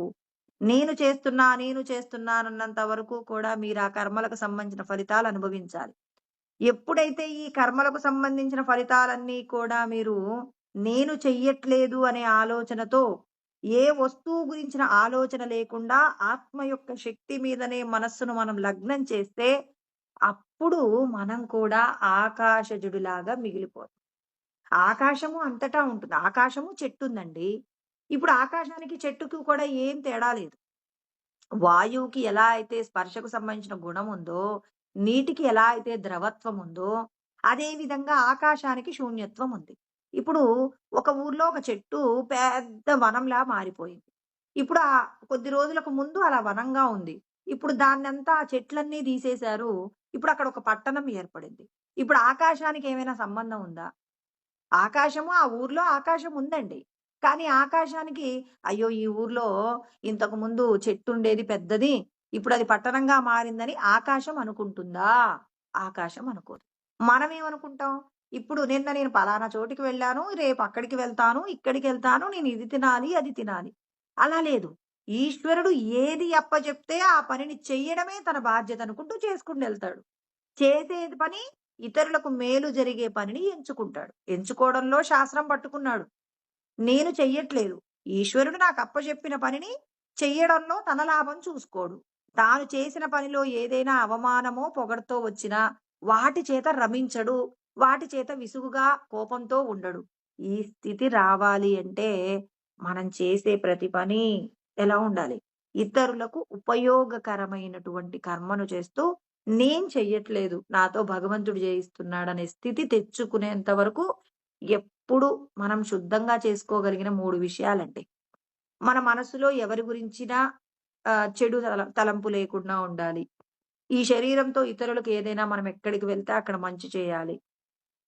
తర్వాత మన నోటితో మాట్లాడే ప్రతి మాట జాగ్రత్తగా అవతల వాళ్ళని ఇబ్బంది పెట్టకుండా, సున్నితంగా, ద్వేషము, రాగము లేకుండా అందరిలో భగవంతుడిని చూస్తూ అందరితో జాగ్రత్తగా ఉన్నామనుకోండి. అప్పుడు మనకి భగవంతుడు ఏం జేస్తారు? ఆ స్థితిని మనకి కూడా ప్రసాదిస్తారు. ఆకాశజుడు గురించి యముడు జెప్తున్నారు మృత్యుదేవతతో. "నువ్వు వెళ్ళలేవమ్మా అక్కడికి. అక్కడ ఎందుకు" అంటే అసలాయన ఆ శరీరంతో ఉన్నప్పటికీ కూడా నేనిది చేస్తున్నాననే సంకల్ప వికల్పాలేవీ లేవు. నిర్వికల్ప స్థితిలో ఆ శరీరంతో అన్నీ జేస్తున్నాడు. అంటే ఒక వస్తువు మీద ఆశ, అనురాగం, మమకారం లేకుండా ఆయనేం జేస్తున్నాడు?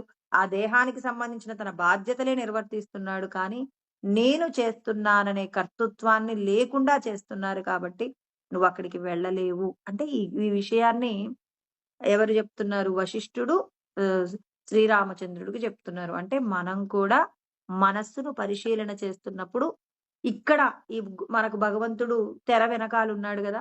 ఇప్పుడు మనం ఇక్కడ చేసే పనులన్నీ కూడా మళ్ళీ మళ్ళీ నెమరవేయకుండా, ఆ లోపటున్న భగవంతుడి వల్లే ఇన్ని పనులు చేశామని భగవంతుడికి మనం కర్తృత్వాన్ని అప్పజెప్తున్నప్పుడు సంతోషము, దుఃఖం అన్నీ పరమాత్మకే ఇస్తూ ఎవరైతే కర్మ చేసే ప్రయత్నం చేస్తారో, అప్పుడు మీరు ఏది కోరుకుంటే అది నెరవేరుతుంది. అందుకే అంటారు, మీరు కొద్ది రోజుల పాటు మీ యొక్క కోపాన్ని వాయిదా వేయండి.